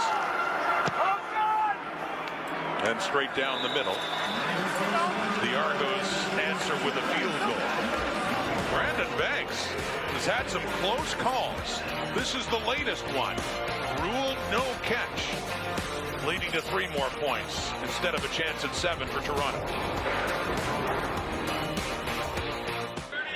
Williams stand back inside, Walter Fletcher outside. That tandem of running backs did great work for the Alouettes last week against Hamilton. With more, let's go to Claire Hanna. Yeah, and Rod, a few times this week, Danny Machocha has brought up the former running back duo of Mike Pringle and Tom Haskins. They helped Montreal reach a Grey Cup back in the year 2000, and he said that he compares Stanback and Fletcher to them. Here's the thing. Pringle, he was north-south. He could get better with each carry of the ball. Then for Haskins, he was dynamic. You could run, catch. You could line him up with a linebacker. He'd get the job done. And so Right now, it's like Fletcher is kind of like Haskins. Pringle is like Stanback. And here's the better thing. Joshua Antwi, well, last week he didn't even get a single carry, but he was blocking guys left, right, and center. So right now they've got 3 options, and all of them are selfless. They don't care how many times they get the ball. They just want to win this game.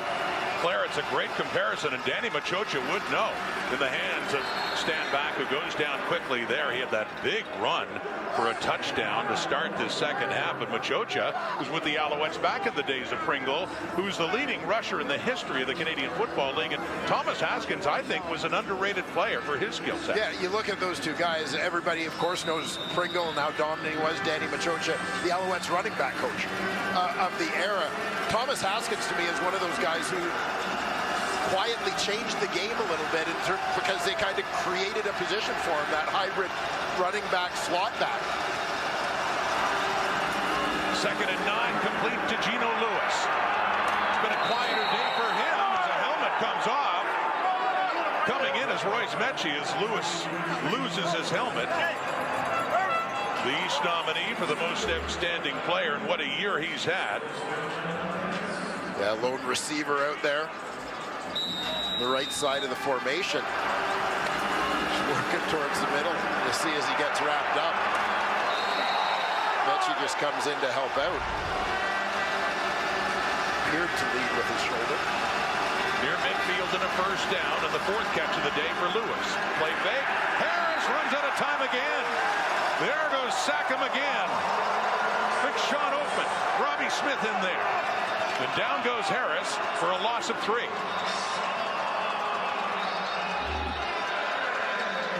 Yeah, looked as Trevor Harris was trying to work back to the left side here. You see him look right. Tries to get back to his left, and all he saw were blue jerseys. Dwayne Hendricks leading the charge. 2nd and 13. 6-point Argo lead.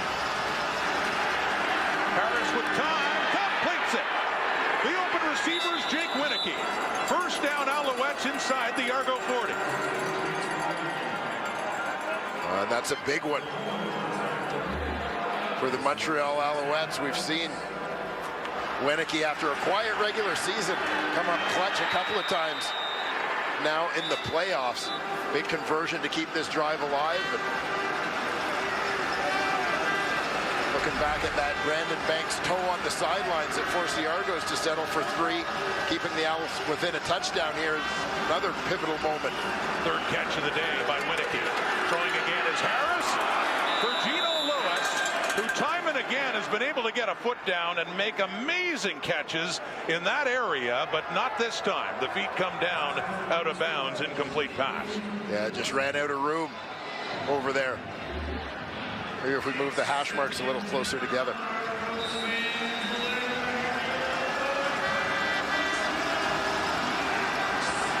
See some momentum. He took off inbounds. Momentum carried him out.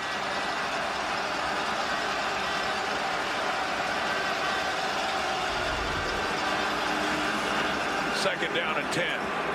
Lewis again. And good work after the catch to get inside the 30 and pick up another Montreal first down as the drive continues. Lewis did not have the first down with the reception, but picks up the necessary extra yardage.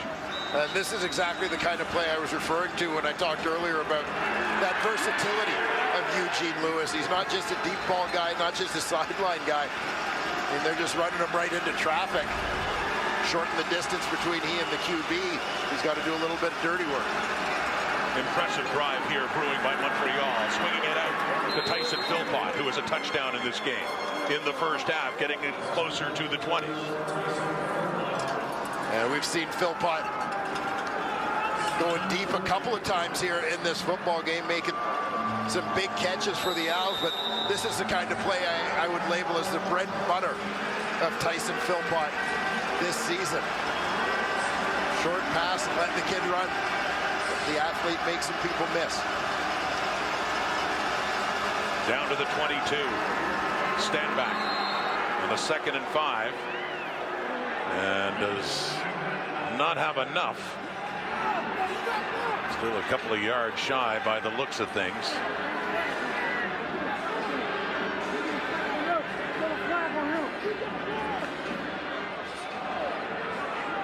Enoch Mwamba, a former Alouette. He had a few years in Montreal before moving on to the Argos.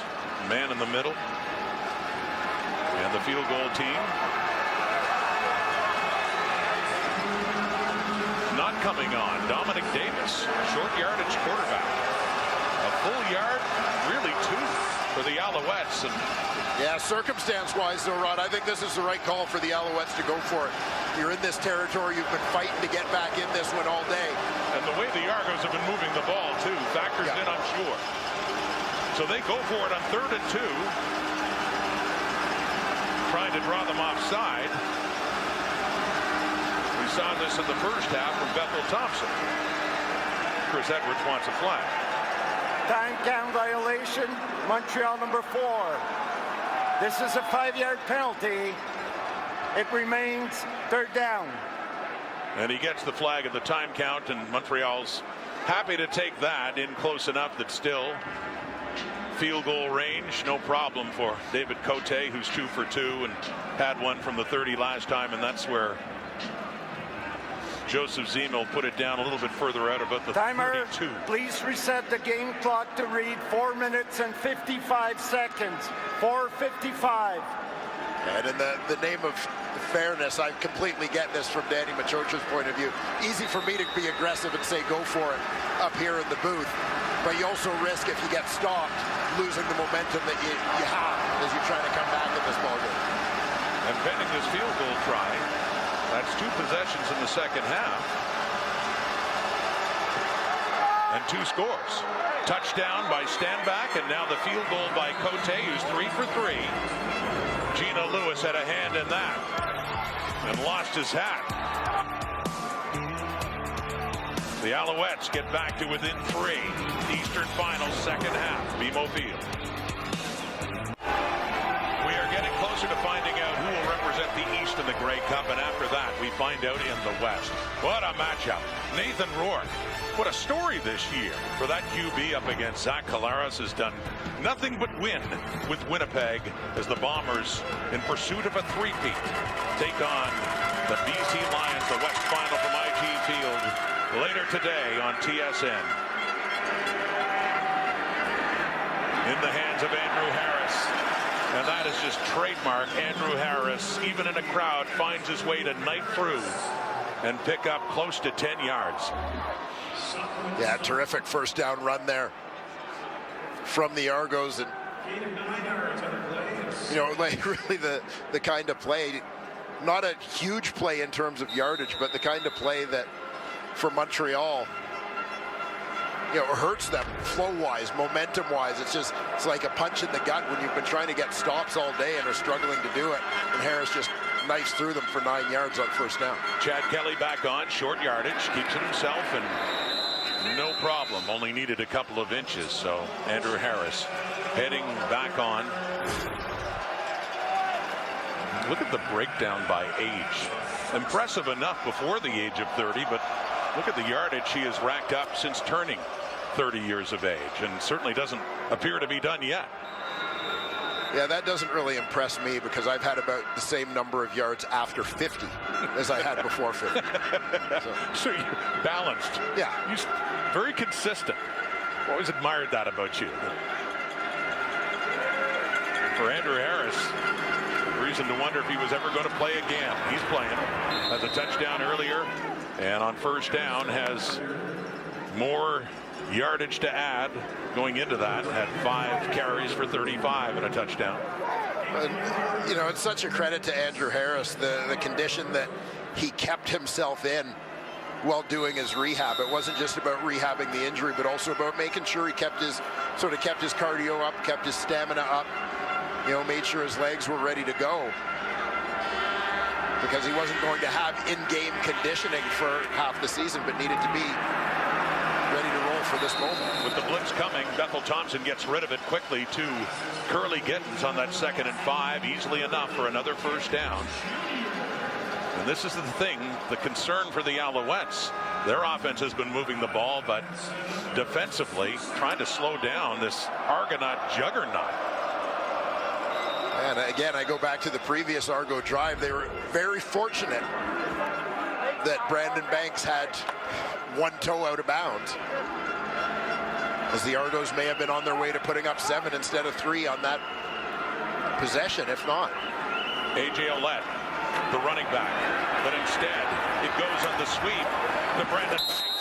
A carry for Banks. He had 4 of them in the regular season, and he has one there that nearly gets another 10 yards. It'll be a second and a couple of feet shy of another first down. And I do have a lot of appreciation for the way that Ryan Dinwiddie has called this game, and as an offensive coordinator, but also approached this game as head coach, as you see that meeting between 2 former Hamilton Tiger Cat teammates, Tyrese Beverett over to make the tackle on Banks. 5th different Argo with a carry in this game. Not just Harris and Alouettes. There's Kelly too in short yardage. Seen that a few times as he works his way through inside the 35, and another first down for Toronto. But you know, we talked earlier in this game, Rod, about Toronto going out and getting some veteran guys who have won before, have had success before. And you talk about Brandon Banks, Andrew Harris, Jagarrett Davis, and they're leaning on those guys today. This, you know, regardless of what has gone on through the regular season, whether it's been injuries or inconsistency, lack of production, whatever the case, at a time when they are trying to get to the Grey Cup, a win or go home situation, they're leaning on those guys. It's exactly why they brought them here. 6th touch beforehand for Banks. Ambles with it. Bobbles it a bit. Sutton takes him down just shy of the 30. As we get close to 3/4 time in a fast 3rd quarter, with the Argos still leading it, although only by a field goal. When you're the Alouettes trying to get back in this one, just knowing how tough the sledding has been. You know, Toronto's kept the Owls D on the field for a while here, marching down. This is where the Alouettes have to tighten up and get a stop when they've got them in 2nd and long. After the 3 gained by Ambles, it's a 2nd and 7 at the Alouette 31. 3-man rush. Bethel Thompson with time. Into the end zone! Touchdown, Argos! Curly Gittens Jr. And the Boatmen open it up again.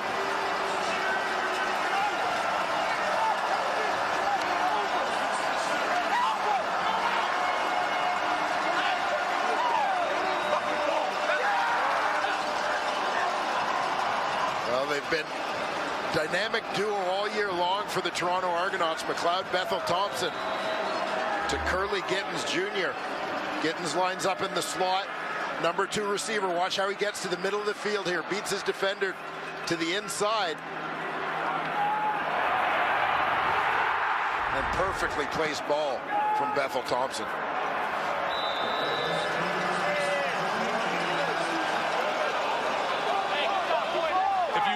The end of the half, they've had 6 scoring drives out of 8 in this game. Quarters, I tell you, it's not out of the question to have 1,000 net yards between these two. That's the way it's gone.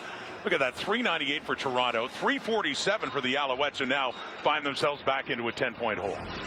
Yeah, and it's a tough situation for Montreal. As you mentioned, the Argos scoring on 6 out of 8 drives in this football game.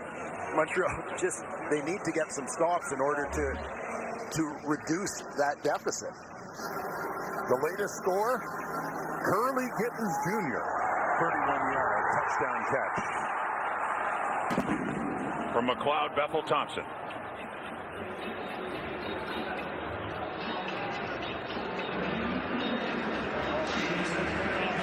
Nice souvenir. Fuck Toronto, man. From a talented receiver in his 3rd year at a Wilfrid Laurier, and a real breakout season for Curly Gittens. 6th in the CFL in receiving in the regular season. Chandler Worthing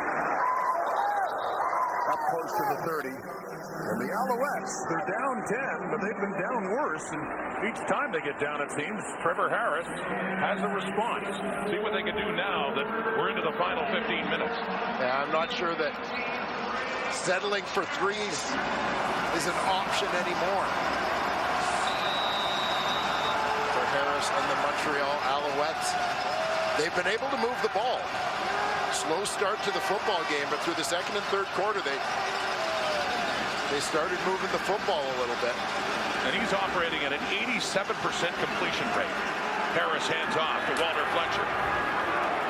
On that draw, they get the ball up to around the 35. So second, call it a gain of 6, 2nd and 4 coming up here for Montreal. As William Stanback checks in for Fletcher.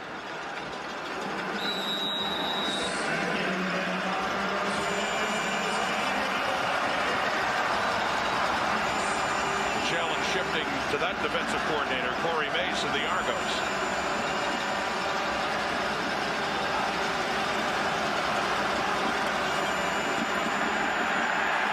Harris is running out of time again, but he escapes the pocket this time. And does manage to get it away. Cole Speaker has it. A great escape here from Trevor Harris. Recognizes the pocket collapsing around him, things getting tight. Buys himself a little bit of breathing room, moving to his right. Speaker right down the sidelines. The chosen target. Cole Speaker inserted into the lineup because of an illness to Hergy Mayala, has 4 catches for 66 yards, and that one a first down Montreal. William Stanback had a big rumble to start the second half, taking it in for a touchdown. Ran half the field for that one. That one a good gain of 9 yards on first down to set up a 2nd and short. Yeah, you see Stanback, and it starts off slowly, then accelerates through that hole. It's been fun to watch that matchup between he and Enoch Mwamba as this game has gone on. 2 guys with tremendous respect for one another. As Mwamba, former Alouette, is one of the guys that Stanback credits with teaching him how to be a pro, kind of looking after him a bit in his rookie year. Call it a gain of 8 and a 2nd and 2 up near midfield. Montreal down 10. Trying to respond again. Stanback. He works his way through the hole. Took his time, felt his way through, gets the first down. More than the 2 yards he needed. Anthony Calvillo, offensive coordinator for the Alouettes. And I would think Anthony Calvillo likes the production that he's getting from his running backs, particularly William Stanback, who's carried a little more of the load today. It'll be interesting to see at what point the clock becomes their enemy in terms of running the football. Dumps it off to Stanback. With 79 yards rushing on 11 carries, a lot of it on one big carry in the second half, but receiving there. Jamal Peters slow to get up after being involved in that takedown of the Alouette running back.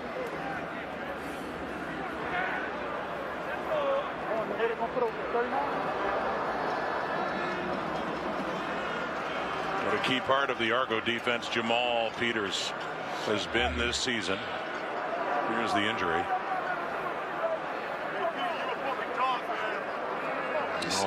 Peters kind of landing face mask first as he went over the pile. Over the pile and landing on his head. And we're hoping he's okay as he gets attended to by the Argonaut training staff. We'll take a break. Eastern final. Back after this. Back at BMO, the good news, Jamal Peters seems to be okay as he got off the field. But now at a critical point in this game, Toronto has to adjust its secondary. There's Eric Sutton out on the field side corner. Yeah, Sutton comes in at the field side corner. Tavares McFadden moves from the field to the boundary, where he finds himself immediately matched up with Eugene Lewis, which not a surprise in terms of Montreal's play calling with Jamal Peters going down. Trevor Harris has thrown for over 300 yards. He's done that in 6 of 7 career playoff starts. Throwing again. Oh, in and out of the hands of Cole Speaker. Good coverage there by Toronto, and it'll be 3rd down now. That was a 2nd and 5 play with the ball at the Argo 49. Yeah, Speaker surrounded by blue jerseys as this ball arrives. Looked like he had a chance to catch that one, though. Just got in on the shoulder pads on him. Didn't appear to be deflected by an Argonaut defender. Joseph Zima's in to punt. They are against the wind, and it would have been about a 55-yard try outside the range for David Cote. So the hope for Zima.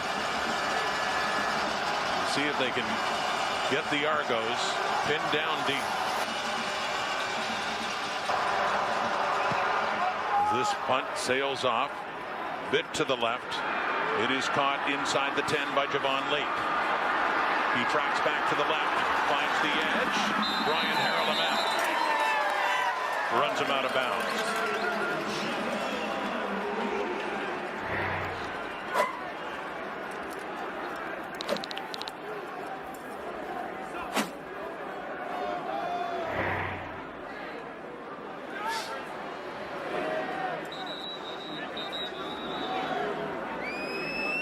Robert Priester. That's Priester.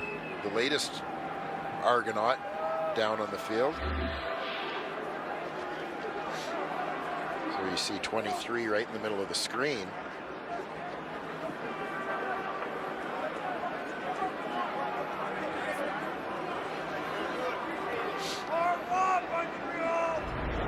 Jostled around between a couple of Alouettes there.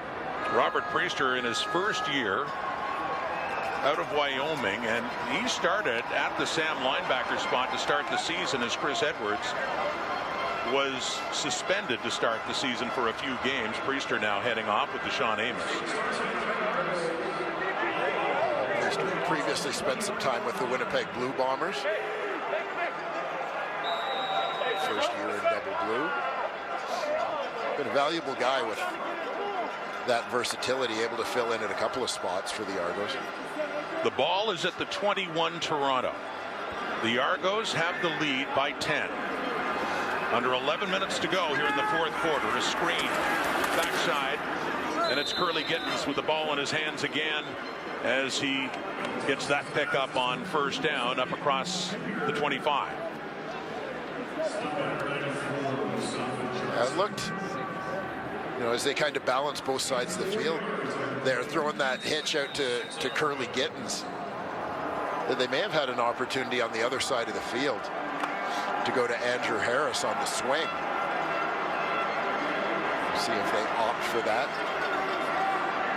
Gittens, the Argos' leading receiver in the regular season, is 8 catches for 87 yards. Bethel Thompson threads the needle there with Najee Murray and Tyrese Beverett right there for that completion to number 19.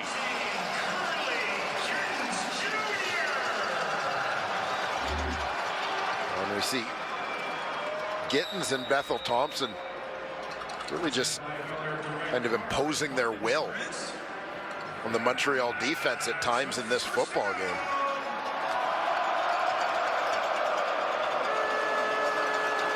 Had been a wide side receiver, moved inside. He's been targeted 9 times, and he's caught all 9, and he's running this time on the sweep, but he loses yardage. Coming in, Wesley Sutton to take Gittens down on that carry.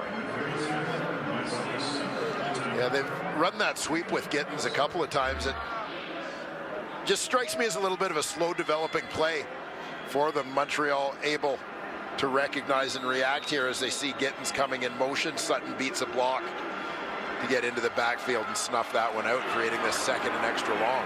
Back to the 31 now. And 2nd and 14 after that 4-yard loss.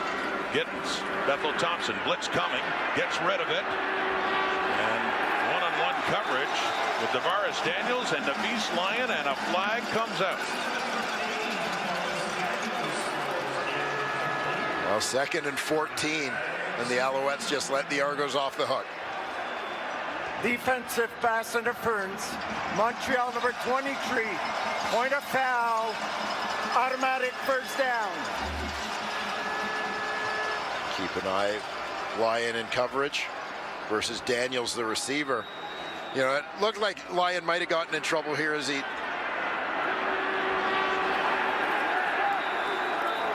just looked off balance for a second there when they came together and got tangled up. The ball will be moved to the 50-yard line.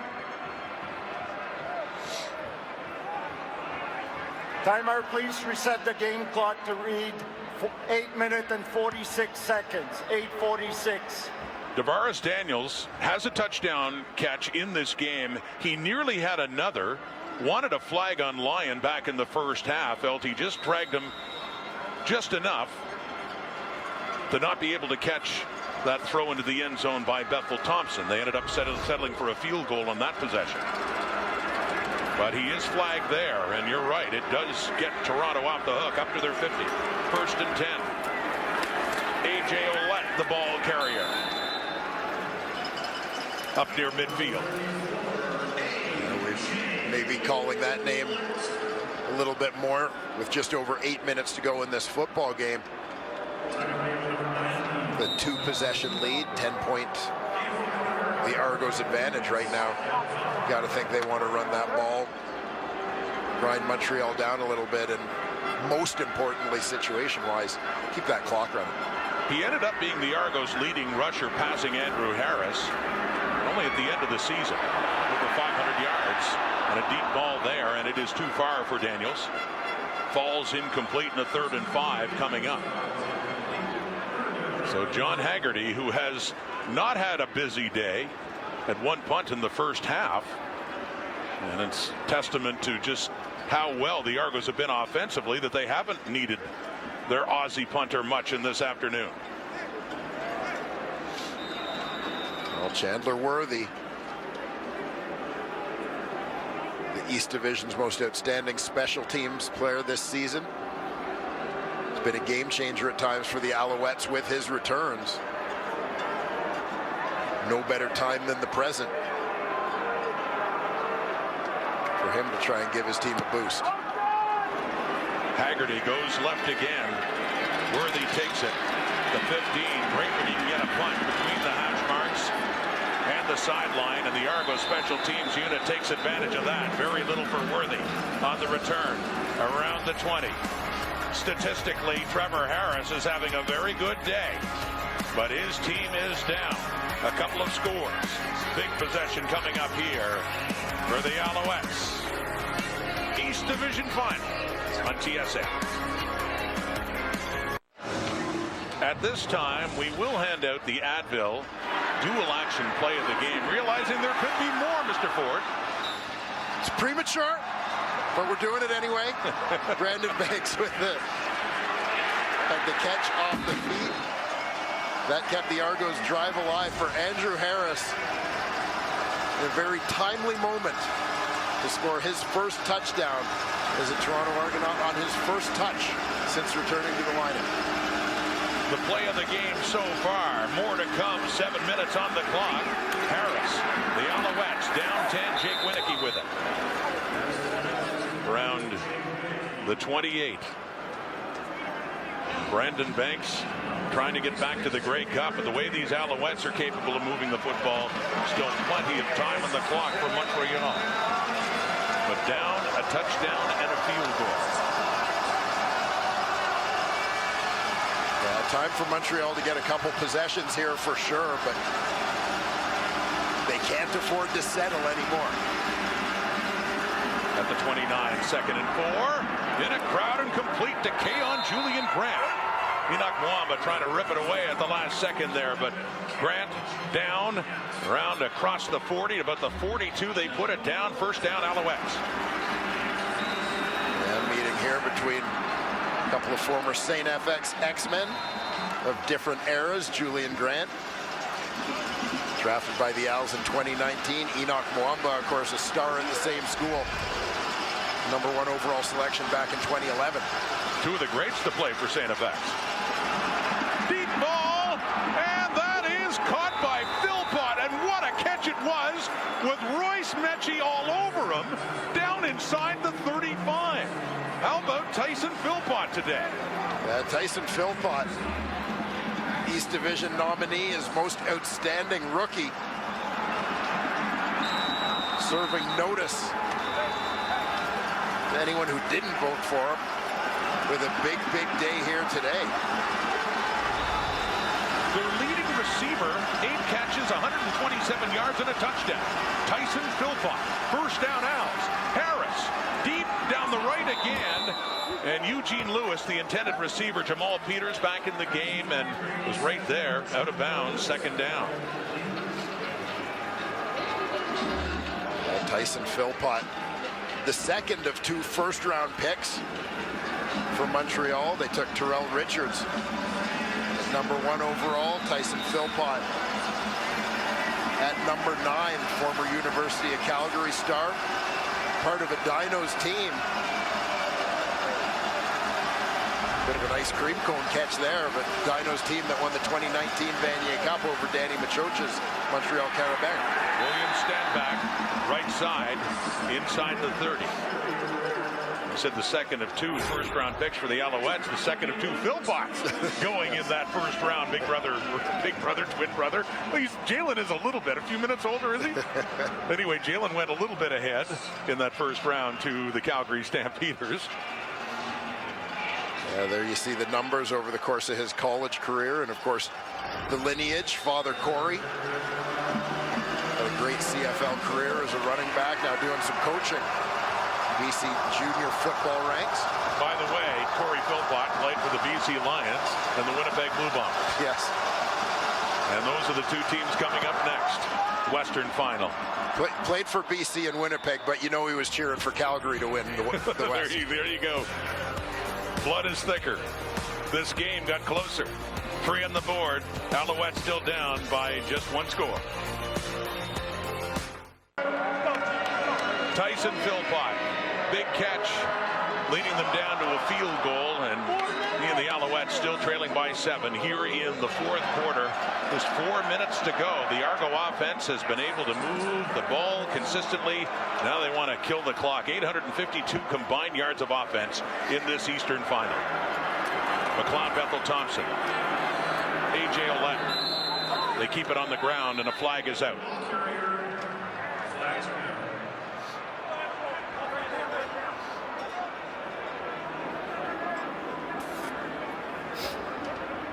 Offside. Montreal number 6. A 5-yard penalty will repeat first down. They take the penalty in the 1st and 5 up at the 45 of the Argos. Yeah, and they see Pickett trying to time that surge, take on the blocker, but you know, just at a time when Montreal just can't afford to make things easier for the Argos. They met 3 times this regular season. 2 games were meaningful in the standings. The Argos won them both by 1 point each. Both of those games came down to a missed field goal at the very end. They've been that close between the 2. The Argos would love a little bit more comfort, but Montreal is not making it easy on them. A.J. Ouellette again, and it's a 2nd down and short. Well, Harris checks in as Ouellette heads to the sideline for this 2nd and short yardage play. 2 running backs quieted a little bit here in the 2nd half. Not as busy as they were in the opening 30 minutes, where they had a rather massive impact on the face of this football game. And that handoff is Andrew Harris. It's been a mix of Harris and A.J. Ouellette in this game, with 2:38 on the clock and the 3-minute warning officially given. The Argos trying to get back to the Grey Cup for the first time since 2017, and there is A.J.'s wife, Haley Ouellette. Can she stand the stress?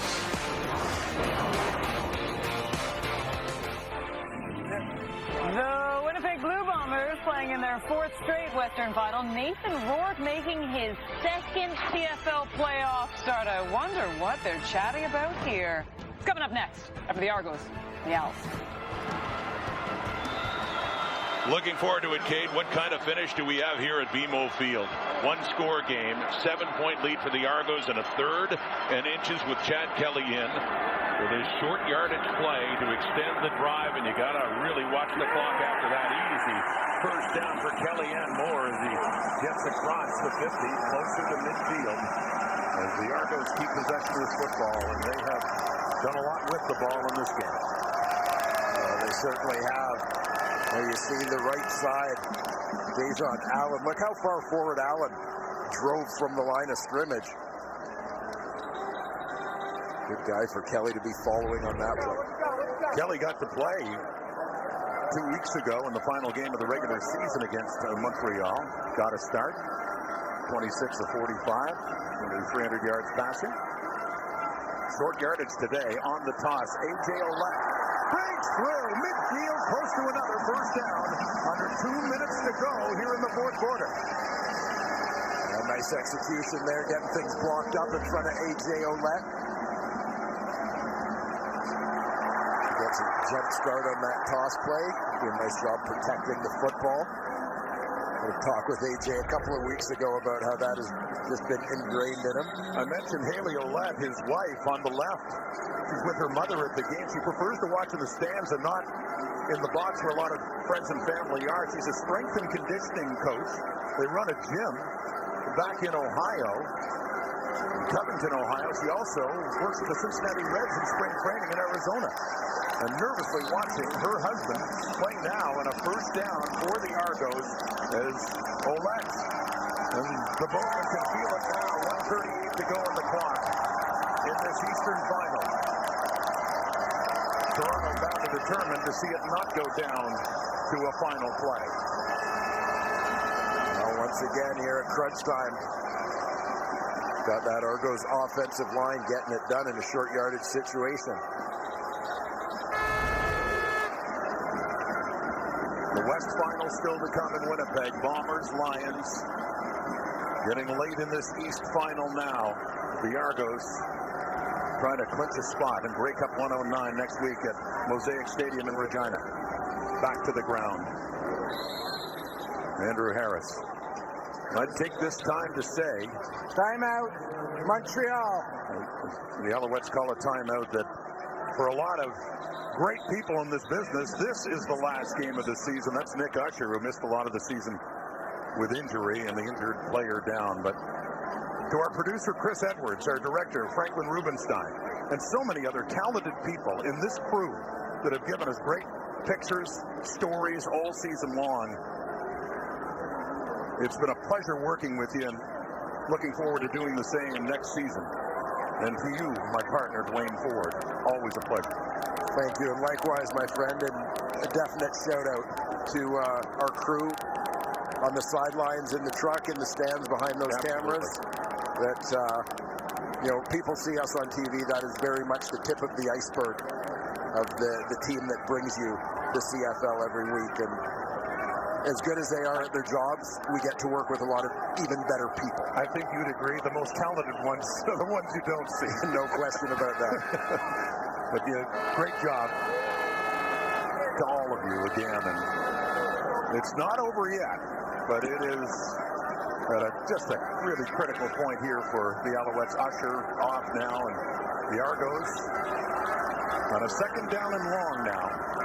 In a game where they would find a way to score most times that they have the ball, including possession number 1 and a touchdown by Andrew Harris.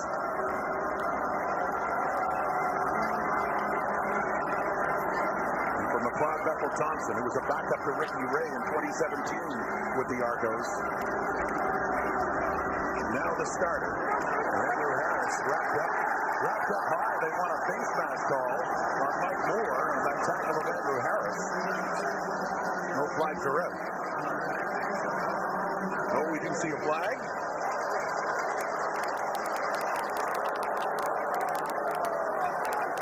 Argos wanted a call.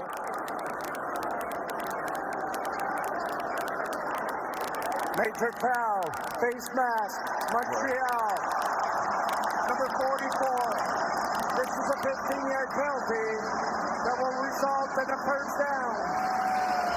Once again, Alouette penalty gets Toronto off the hook. Yeah, I mean, this is by no means an intentional play. Mike Moore is just grasping, trying to make a tackle. But in the grand scheme of things, yeah, you look at the number of times that we found ourselves saying Montreal has shot themselves in the foot, or they let Toronto off the hook. You know, I mean, they had them in a second and long situation out near midfield.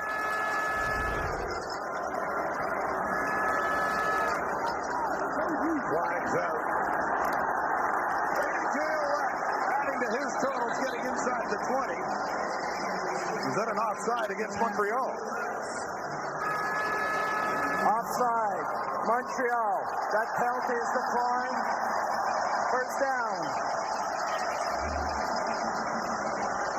Watch Ouellette at the tail end of this play. It's all about ball security. He knows the game situation.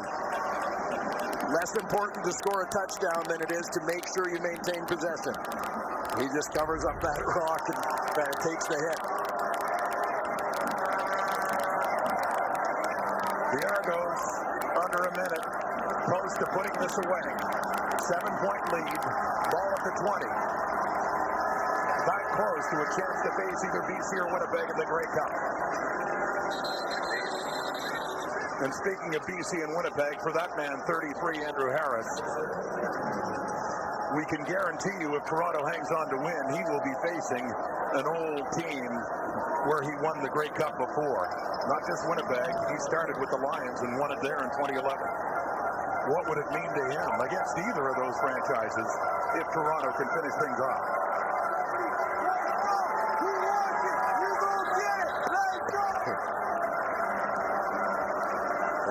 No question, you don't care who you play. You just want to get there. Andrew Harris, no doubt thrilled to get back in this lineup and help his Toronto Argonauts reach the big dance. McLeod Bethel-Thompson takes a knee. Little extra action after the whistle, some pushing and shoving and tempers flaring. With the seconds on the clock, and the double blue can feel it.